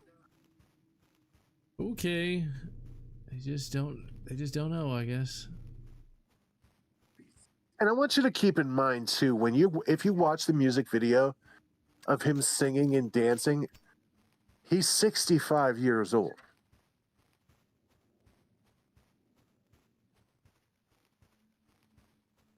Like, Grandpa, get off the table. Okay, I still Grandpa, didn't... go. Hey, some elderly people can dance. 65 ain't that old. But let's be reasonable. This is poor old Will Smith. Yeah, I agree. There's nothing wrong with thick women, but these are thick in the wrong way. Yeah, these are the people who let's just put it this way, they're suffering from... Wait, what was the disorder you got? Like jellyism or something? Cellulite. Yeah, they're the ones that got cellulitis. Cellulitis via too many fudge rounds.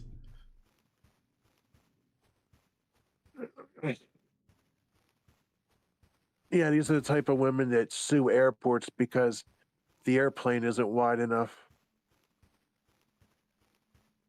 Honestly, I think, Cyrus, that like Will Smith and his kids probably have a kind of relationship that is what we would say in the business as toxic. So, yeah. Because he's a Hollywood parent. The kids are like spoiled brats, you know. It's like it's what it is. It's what it is. Jada Pinkett is still going off about her love of Tupac Shakur. So that's not a happy household. That's going to be a very awkward Thanksgiving. Let's put it that way. You know, I sympathized with him until he slapped Chris Rock. Yeah. I mean, but then Like, again... did you really think you were going to look good? Like, we were going to see you as the, you know, victim here? What the hell is that thing? I don't think he was thinking things through. I mean, that's one of those things where it's like, why would you ever marry somebody like Jada Pinkett anyway? It's definitely a relationship of convenience. And yeah, there's a limit. Like, well, there's a difference between thick and fat. Okay, thick, you know, it's somebody that can eat a cheeseburger without going, "Oh, does this make me look fat?" I'll be honest.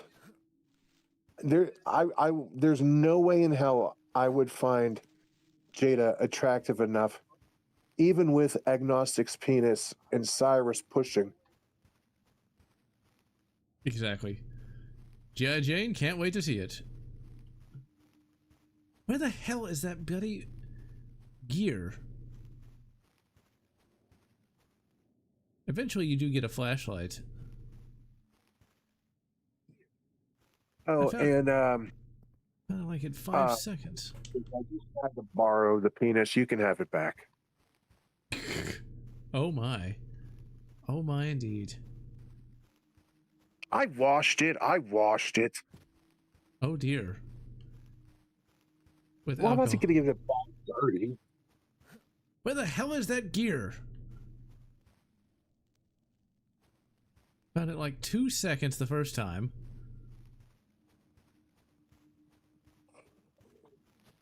Might just skip this level and move on to one later, you know? Nope, found it. I'll move on. Sometime between now and never. There we go. Finally found that bloody thing. One thing I like about this game is the levels don't make you run laps. Sometimes they do, like this, but it didn't take that long to find the gear, and that's with me, you know, trying to stream and everything. Ugh, it's got it. Yeah, Halloween's going pretty good. I mean, we got electricity, so I'm happy. We got this, you know, light from the gods. John Carpenter. Now that is a name I haven't thought of in a long time. I've gotten to see The Thing in theaters for an 80s night, and I also saw They Live as well. Like, once he got out of the 80s... No, in the 90s he was still doing good. In the Mouth of Madness is my favorite of his 90s era movies. Actually, it's one of my favorite horror movies in general. Like, it's a very good Lovecraftian film. Evidently, there's been a novelization that's supposed to be pretty good. It's supposed to be kind of like it was written by Sutter Kane. Do you read Sutter Kane? Do you smoke crack cocaine? And read Sutter? Goddamn. For a minute, plumbing is calling. Wait, what? I said, pardon me for 1 minute, the plumbing is calling. Oh, okay.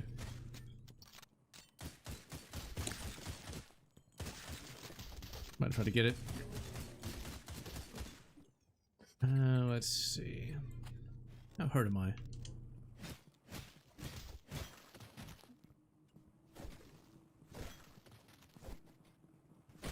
Wait, what am I doing? I'm an idiot. Ugh. Well, I've got a propane generator, but it's one of those things of I shouldn't have to do that. I shouldn't have to, and shouldn't have to constantly use it. And also, it's a generator for, like, you know, emergencies like hurricanes and such. You know, it's not like I want to, you know, have to have like a whole home generator just to have normal life stuff. It shouldn't have to be that way, damn it. And those generators are somewhat expensive if you're gonna have a whole home. Do you have a good partner if they were willing to publicly hit someone over you? Not really.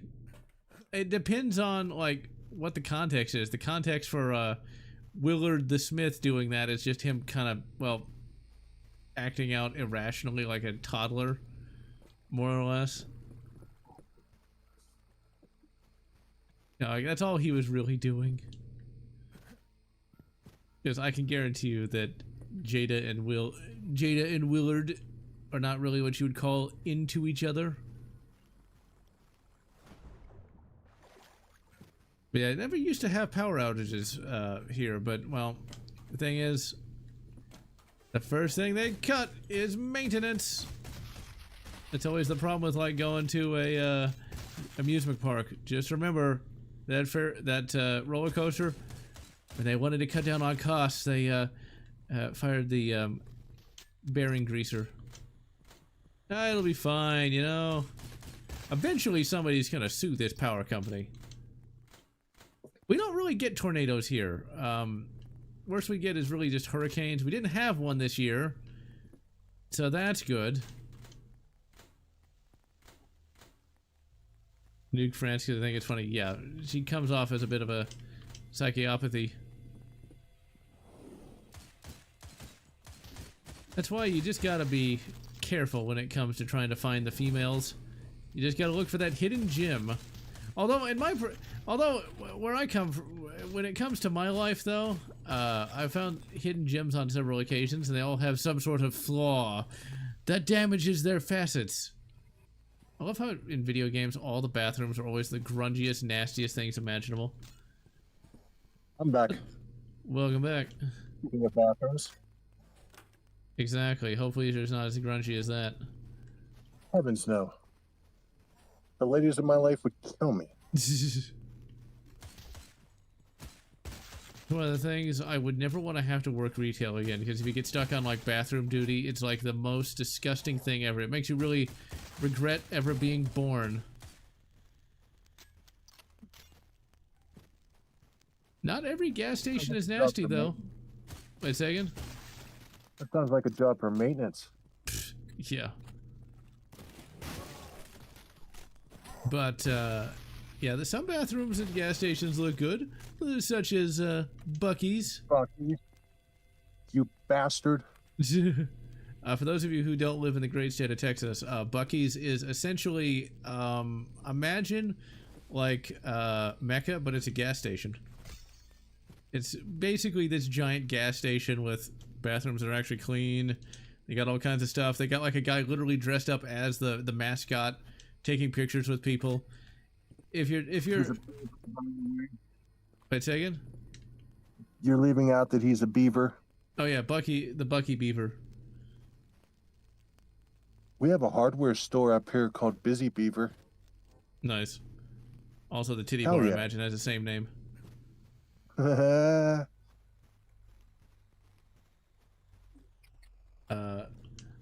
let's see, what was I saying? Yeah, Buc-ee's also has a lot of really cool candies and shit, such as candied pecans. There was oh gross. Oh god. Wait a second. I said in one of their genius moves, they do not sell diesel. Yeah, they don't want to have people be blocked out by the big rigs. Yep. They're not hurting over it because it's always packed. That's exactly it. Nobody wants to, no offense to truckers, but they don't have, you know, the greatest track record when it comes to cleanliness or politeness. Buc-ee's could be considered Cracker Barrel without the wokeness, but Cracker Barrel wasn't always woke. It's kind of sad that they ruined Cracker Barrel. But that's what happens when you hire a graduate, and I use that term loosely, to do your marketing. I was that. Say again? We need to clean up our image so that we can get away from this family style country home. You know that's why people come there, right? Yes, we want it to be for single people too. Shut up. You don't think single people don't enjoy the company of others? No, they don't. Let's go to a restaurant that makes me feel as miserable as I do every day. I got to go to Cracker Barrel one last time before they ruined it, and it was still good at that point. They still had the shotgun over the mantelpiece, which made me very happy. There was a funny internet meme that went viral about Cracker Barrel firing a guy named Brad's wife. And 4chan and the other message boards picked it up and went wild with it, calling Cracker Barrel demanding info about Brad's wife and her termination. That sounds very strange. I did not know about that. It's pretty funny. I can link you the video afterward. Go for it. I guess they did want to Alright. become a country and western Starbucks, which is just sad. See, like Cracker Barrel was cool. You know, you'd go in there, they had the little country store, everything was overpriced, nobody bought any of that shit, but, you know, they had it. Nobody bought any of that shit. Nobody. Yeah, you think I never bought the little pork cap guns on a string? I think I might have had one of those once, but they're ridiculously expensive for what they are. Yep. I mean, a cap literally shoots out maybe 4 feet. Smashy, smashy. It's one of those things with those little touristy trap kind of things like Cracker Barrel is like you'll eat like the food's reasonable in terms of price, but like you would never buy anything there. I guess like if somebody had money, but I've never had enough money just to waste on crap like that.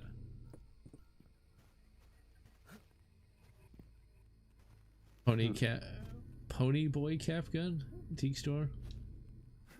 I never really I had. don't remember that one. I never really had a cap gun when I was growing up.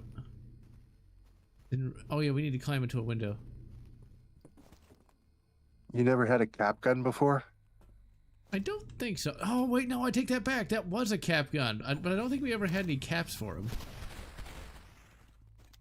Yeah, you know, it's like, never had a cap gun? Well, now that I remember it, I had one of those cap mini guns. You know, the silver ones with the red barrels? Yep. I had one of those, but I never had any caps for it. Or maybe it didn't work. I don't remember. I just remember, like, not actually doing the cap thing. I don't remember how reliable those caps were. It's been a long time since I've thought about that. Oh, yeah, and I had the shotgun. The Doom shotgun. The model that they used for the Doom shotgun. I had the cap gun that took the strip of caps and not the plastic ring of 6. Yeah. And I remember I would set them on the table, spray them with WD-40, then take my pellet gun and shoot them from across the room. And they would go up in an instant fireball. It was amazing. Nice. And we can Yeah, you know, let's just shoot pellets at a flammable substance. What could go wrong? I mean, what could go wrong? Think of all the things that could go right. Well, fortunately, everything went right because we didn't have any fires. Well, that's good. Although, be more exciting. Yeah. Just fire two blasts.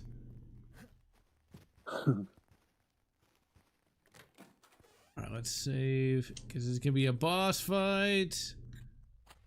How many, we got 15 Molotovs. Okay, good. I think this is gonna be one of the first, like, beasts. Yep, there it is. Some kind of strange, like, demonic hell beast.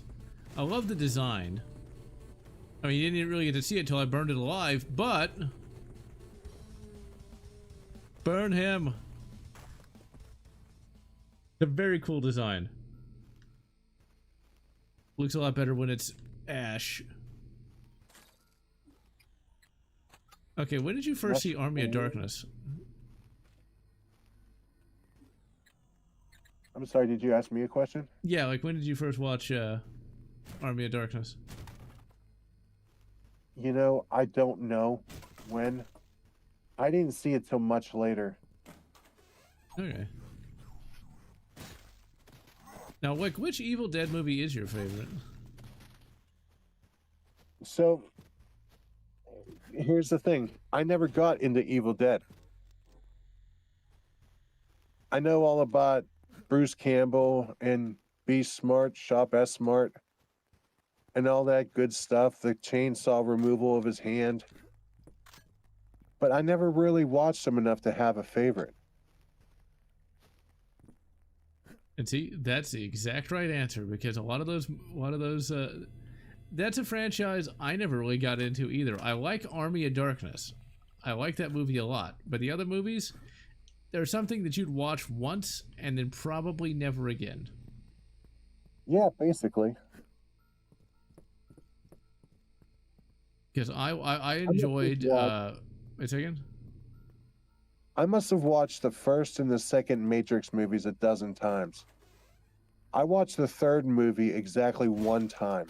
Mm-hmm. And I never saw the fourth one that just came out. We don't talk about that one. Nope.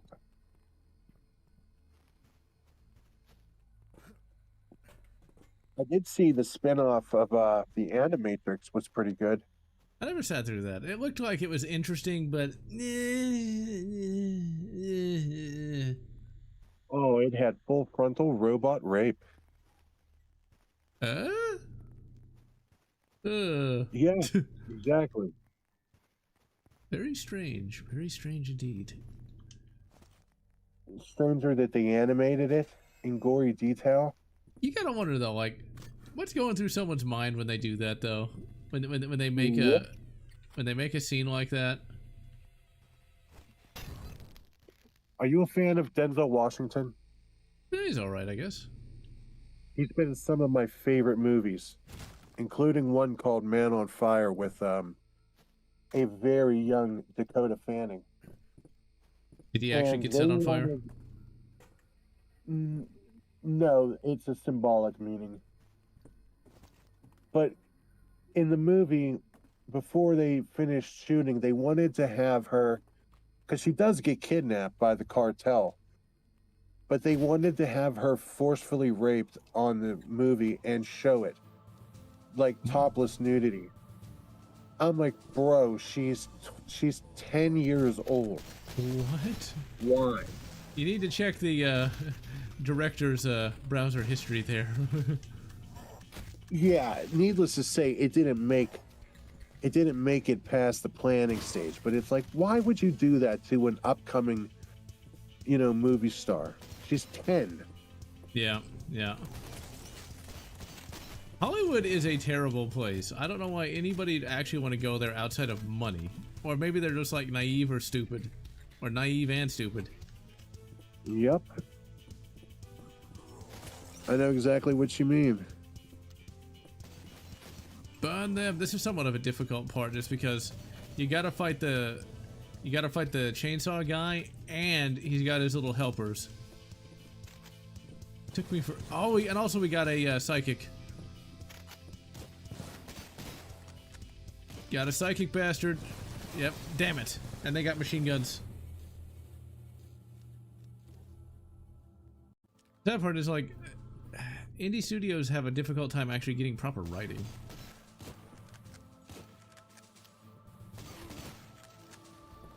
I'd like to know why none of the YouTubers had any ability to make a real movie, though.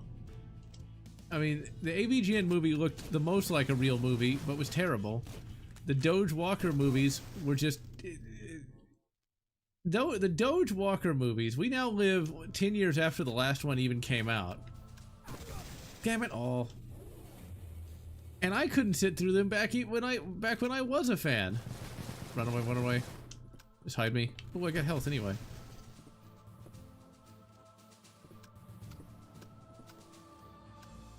Yeah, how's your hand doing?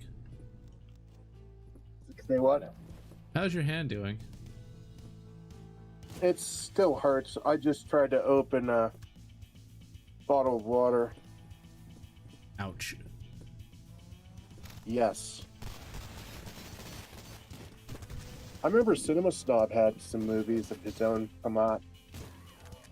I think those are probably halfway adequate. Because he was... I think he actually could write a little better. But I want to know, why did no one try to stop Doge Walker from making the Kick-Assia and all the rest? Because they just look so dumb. I guess if you have the TISM, I don't know what an SMG4 is. I assume that's a YouTuber. Oh, you bastard. Ooh, just shredded that.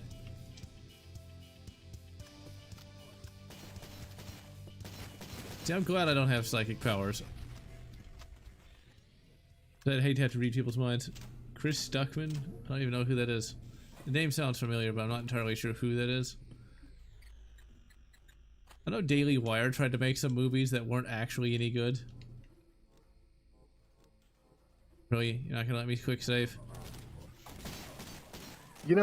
I'm still really bummed out about Angry Joe. Oh yeah, Angry Joe. Oh yeah, that's the thing. I forgot. We need. At some point, we should probably do like a regular podcast. At some point, just kind of like talk back and forth about like current events and such. I mean, we kind of do that on the live stream, but like, yeah, Angry Joe went nuts because DHS used a Halo meme, and it's like, well, it makes sense. It's not like the UNSC was this bastion of progressivism. And Angry Joe went nuts over it. It's like, huh, you don't like video games being politicized, eh? Huh, it's okay when you do it, huh? I kind of like Angry Joe, just as a human being. He was one of the only famous people to ever notice my channel, but it's sad to see that he joined the Mind Virus.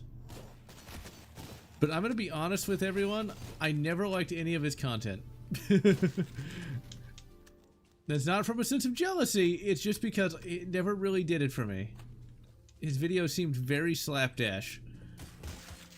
And his editing left something to be desired. I know mine's not that great, but at least I don't have constant jump cuts in front of a green screen. Or if I do have jump cuts, I actually use, you know, like a filter to make it not look so bad. Damn it. I used to really like his preambles before he got into the review. Like he would do like a funny skit or something. Yeah, I know what you're talking about. Like when he got his PS4 for the first time, that was one of the funnier intro skits he had done. But then, like you said, you know, it all just became, it almost like he started to snub Xbox, which pissed off his fans that because he was always an Xbox guy, so they bailed. Then the PS kids came over. So like, that's what made him mad. Actually, that's what got him so mad. Was that they said that the console wars are over. And now he's mad because apparently to him, the console war is still raging. and the funny part about that, for real, is for me, the console wars have been over for a long, long time. Because you know what? When you say P, I say C. Wait, what? Well, you know, to be honest with you, every console kind of went in its own way. Like Xbox is like basically your shooter, your action puzzler, and your racer. PlayStation's more of a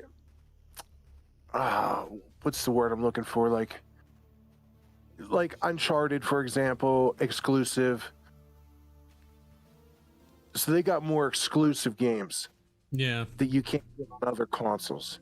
Where Xbox ports theirs to PC or to PlayStation and PC. Nintendo, well, I don't know what the hell Nintendo's doing, but it seems like they still want to be baby's first console. And no, see, here's the thing. What Nintendo is doing is Mario Kart number 278. Exactly. If you don't want to play Mario Kart, you got Donkey Kong. If you don't want to play Donkey Kong, we got a Metroid. Maybe you do. Yep. And it's just the same games made over and over again. PC gaming, Master Race. PC gaming. So I do agree that I do think the console wars died a long time ago. He died in like the early 2000s. Especially with the PC gaming Master Race.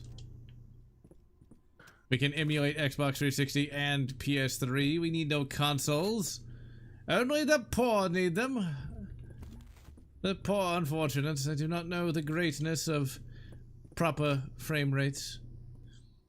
You're thinking of virtuosity, Cyrus. Steam Deck, I love that little thing. I don't really use it much, but it is a fun little thing to use whenever, on the rare occasion, I leave the house.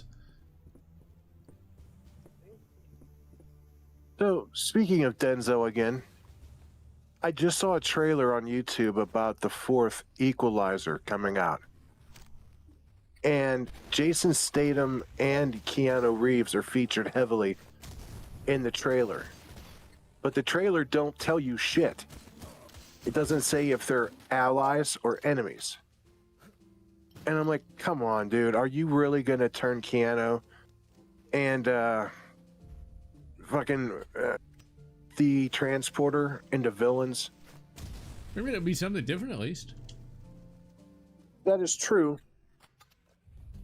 It would get John Wick out of the... John Wick. It would get Keanu Reeves out of the John Wick pigeonhole. Yeah. He's actually been a remarkably versatile actor. I mean, he started out as one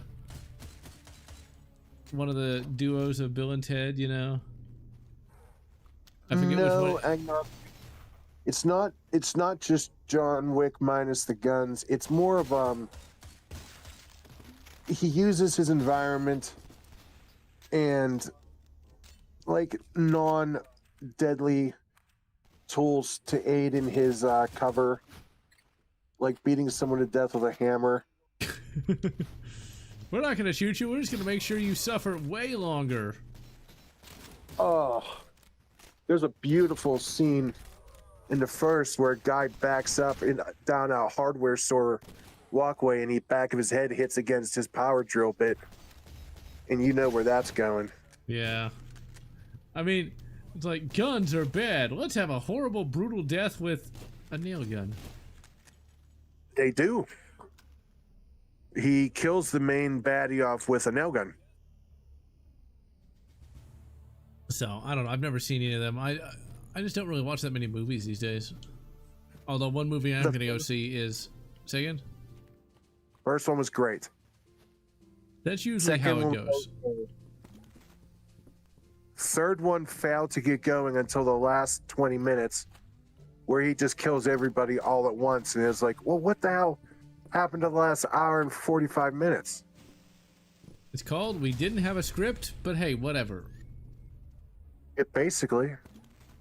Like, we're just gonna mark time for the next 20 minutes, and, yeah.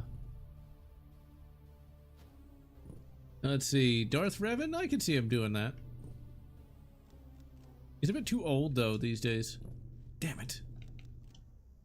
To anyone thinking about watching The Equalizer, the first one, I'm going to steal Angry Joe's badass seal of approval and recommend it 5 out of 5 stars. What are you at? No, not you. I kept falling off the thing. Oh. I thought you were mad because something from... No. I kept falling off the goddamn thing. I'm trying to do platforming. At least you can see your feet in this game. Yeah, when it catches up, you'll see what I was complaining about. Bastard. Whatever. Deadford Wives meets the Song of the South. Deadford Wives is a movie I've never seen, but the idea of like replacing your like wife with a robot, man, they need to send some like Spec Marines in there to clean house. I'm just saying. I think that's like a 70s movie, isn't it? What was that? Deadford Wives? I think it's like a 70s movie, right? I'm not 100% sure. That sounds like a 70s thing. Oh, good thing we have an oil lantern. My oil lantern will save me from the zombies. Oh, I just hope the power doesn't go out tomorrow. You have no idea how sick I am of having to sit here in the goddamn dark. Like, come on, people, do your fucking jobs. The remake of Stepford Wives is more of a comedy over the original. There was the original and there was the remake. The original was in 75 and the remake was in 04. Okay, I thought that was a 70s thing. Yeah, you were right.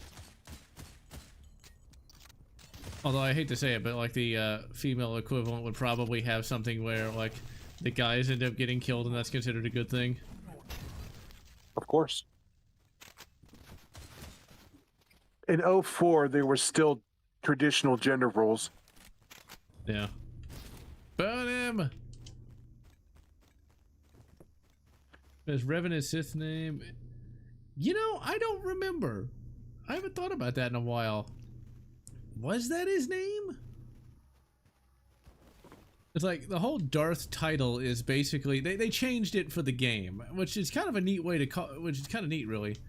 Darth is supposed to be like Sith for like one who stands above all, so maybe Revan was his original name. He always goes by Revan. Canonically, he's like a blonde guy with long hair. It's like Chris Hemsworth. But you bastard.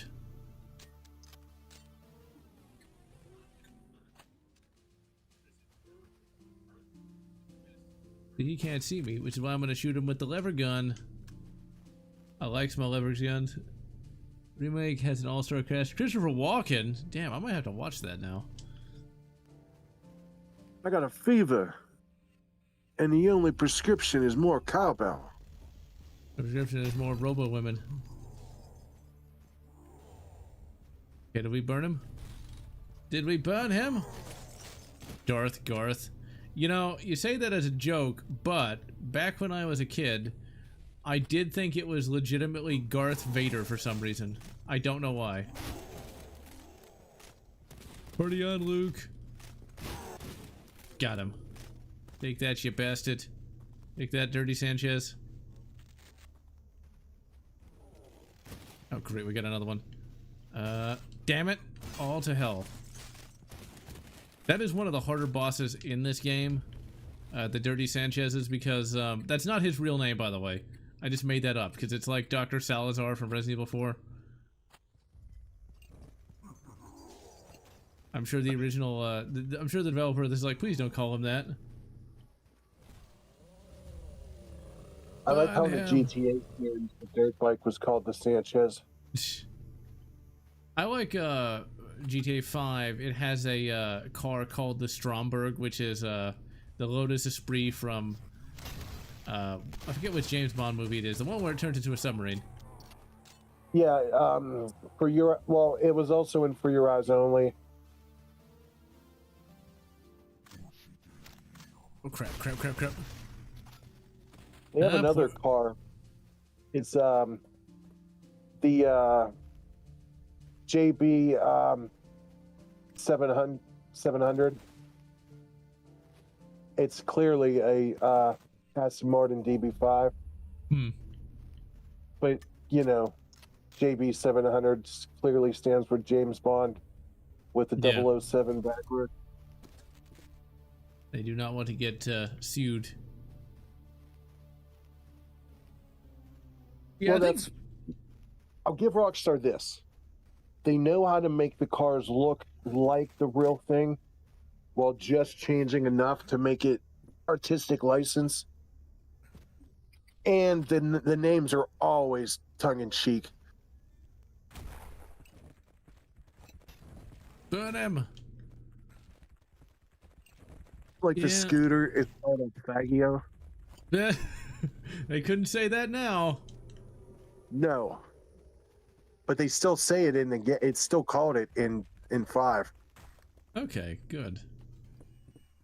Scooter Brothers. Ooh, blew up to pieces.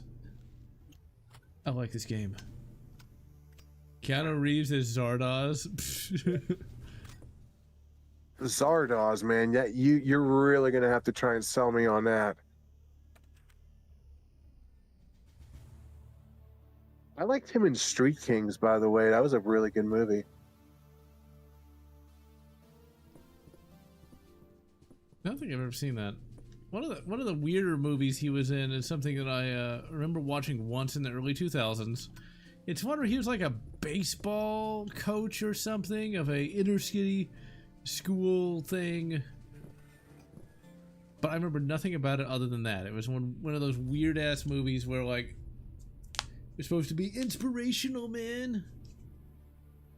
I know that he was a deaf football player in college. I can't think of a baseball one. I could have swore he was a baseball coach. I can think of no sport more boring than baseball, to be honest. I know that's supposed to be the classic American pastime, but oh my god. It's like watching Paige. You know, Agnostic, my answer might surprise you, but I would bring Chuck Norris out of retirement for it.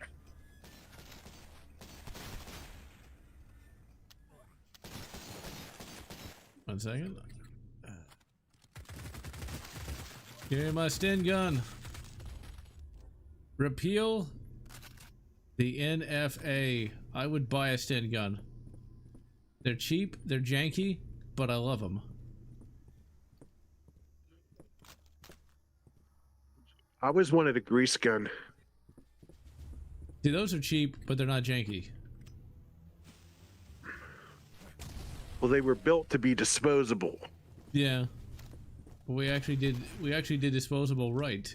Something that could still work 80 years later. Mm-hmm. My favorite World War II gun is still going to be the M1 carbine. That is just such a good rifle. And people just sleep on that all the time. Damn boomers. Buying them up all the time. I don't have any experience with the carbine. It Is good. that caliber different? Or is the caliber different? Oh yeah, of course. It shoots literally 30 caliber carbine. Okay, and the Garand is 30-06. Yes, sort of. See, you can...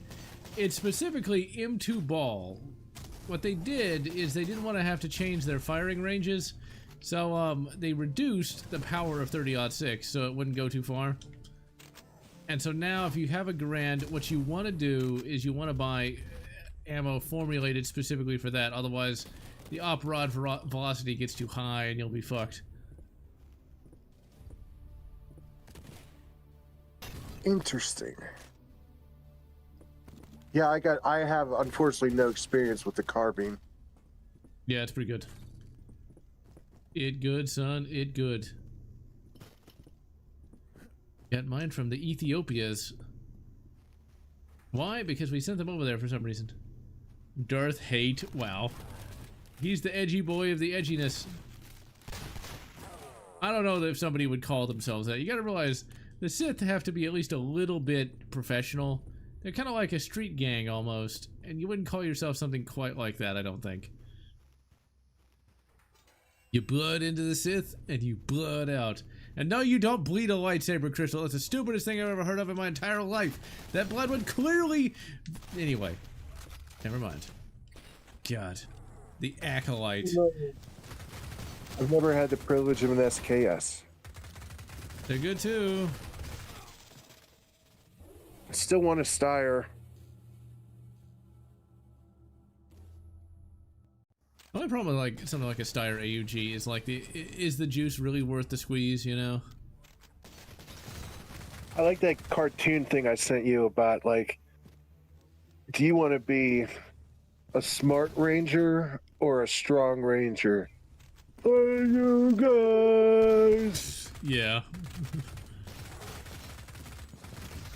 Although I think you had to have a fairly high intelligence to get into Young Rangers anyway. My old roommate from way back in the day was in the Marines, and he was the squad gunner, but he carried a 240 Golf back in '93. Gonna have some very, very tender knees, I think. Alright, so when we beat this level, we're gonna call it a day, because we've been going for 2.5 hours. I like it. Right. So what was your last Halloween? Like how old were you? I think it was like 15. Oh. I remember who I did this too. It was Violent J from ICP.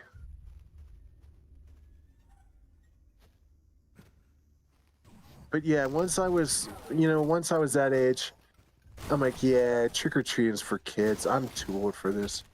Funny enough, I stopped doing that when I was like 11. Yeah, I really should have stopped the year before. Because I'd go up for candy and everyone else around me would be like 8 and 9. And I just felt creepy.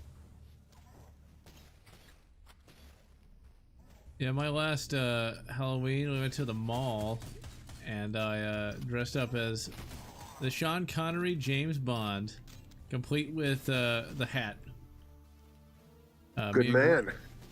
Me and Gramps made a replica of, well, We made a replica of a Beretta Tomcat, which James Bond never carried. I mean, James Bond, the Beretta Tomcat, I don't think came out until like the 70s.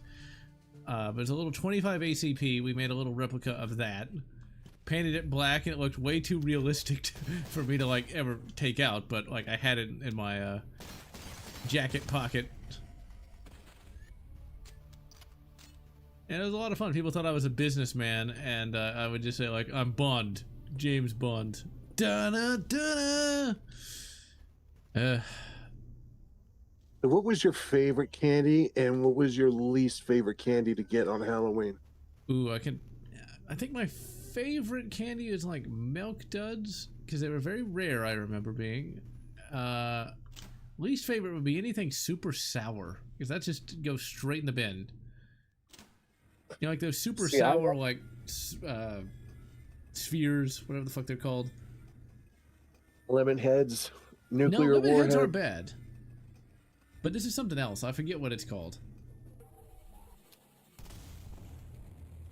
Oh, all right. Well, I'm about to get curvature of the spine. For sitting here for 2.5 hours. Would you believe there was a time when I would stream for up to 3 or 4 hours? This was before I was actually, you know, having to work all the time. You know? But I really enjoyed going a bit longer this time. It's a lot of fun. Alright, so I want to wish everybody a happy Halloween. I do have one movie I can really recommend, and that's A Nightmare Before Christmas. That way you get your Halloween in, and you can get started early for your Christmas.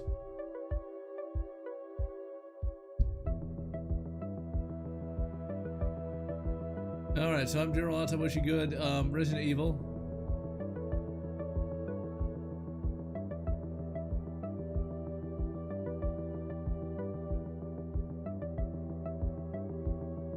Whatever makes you happy.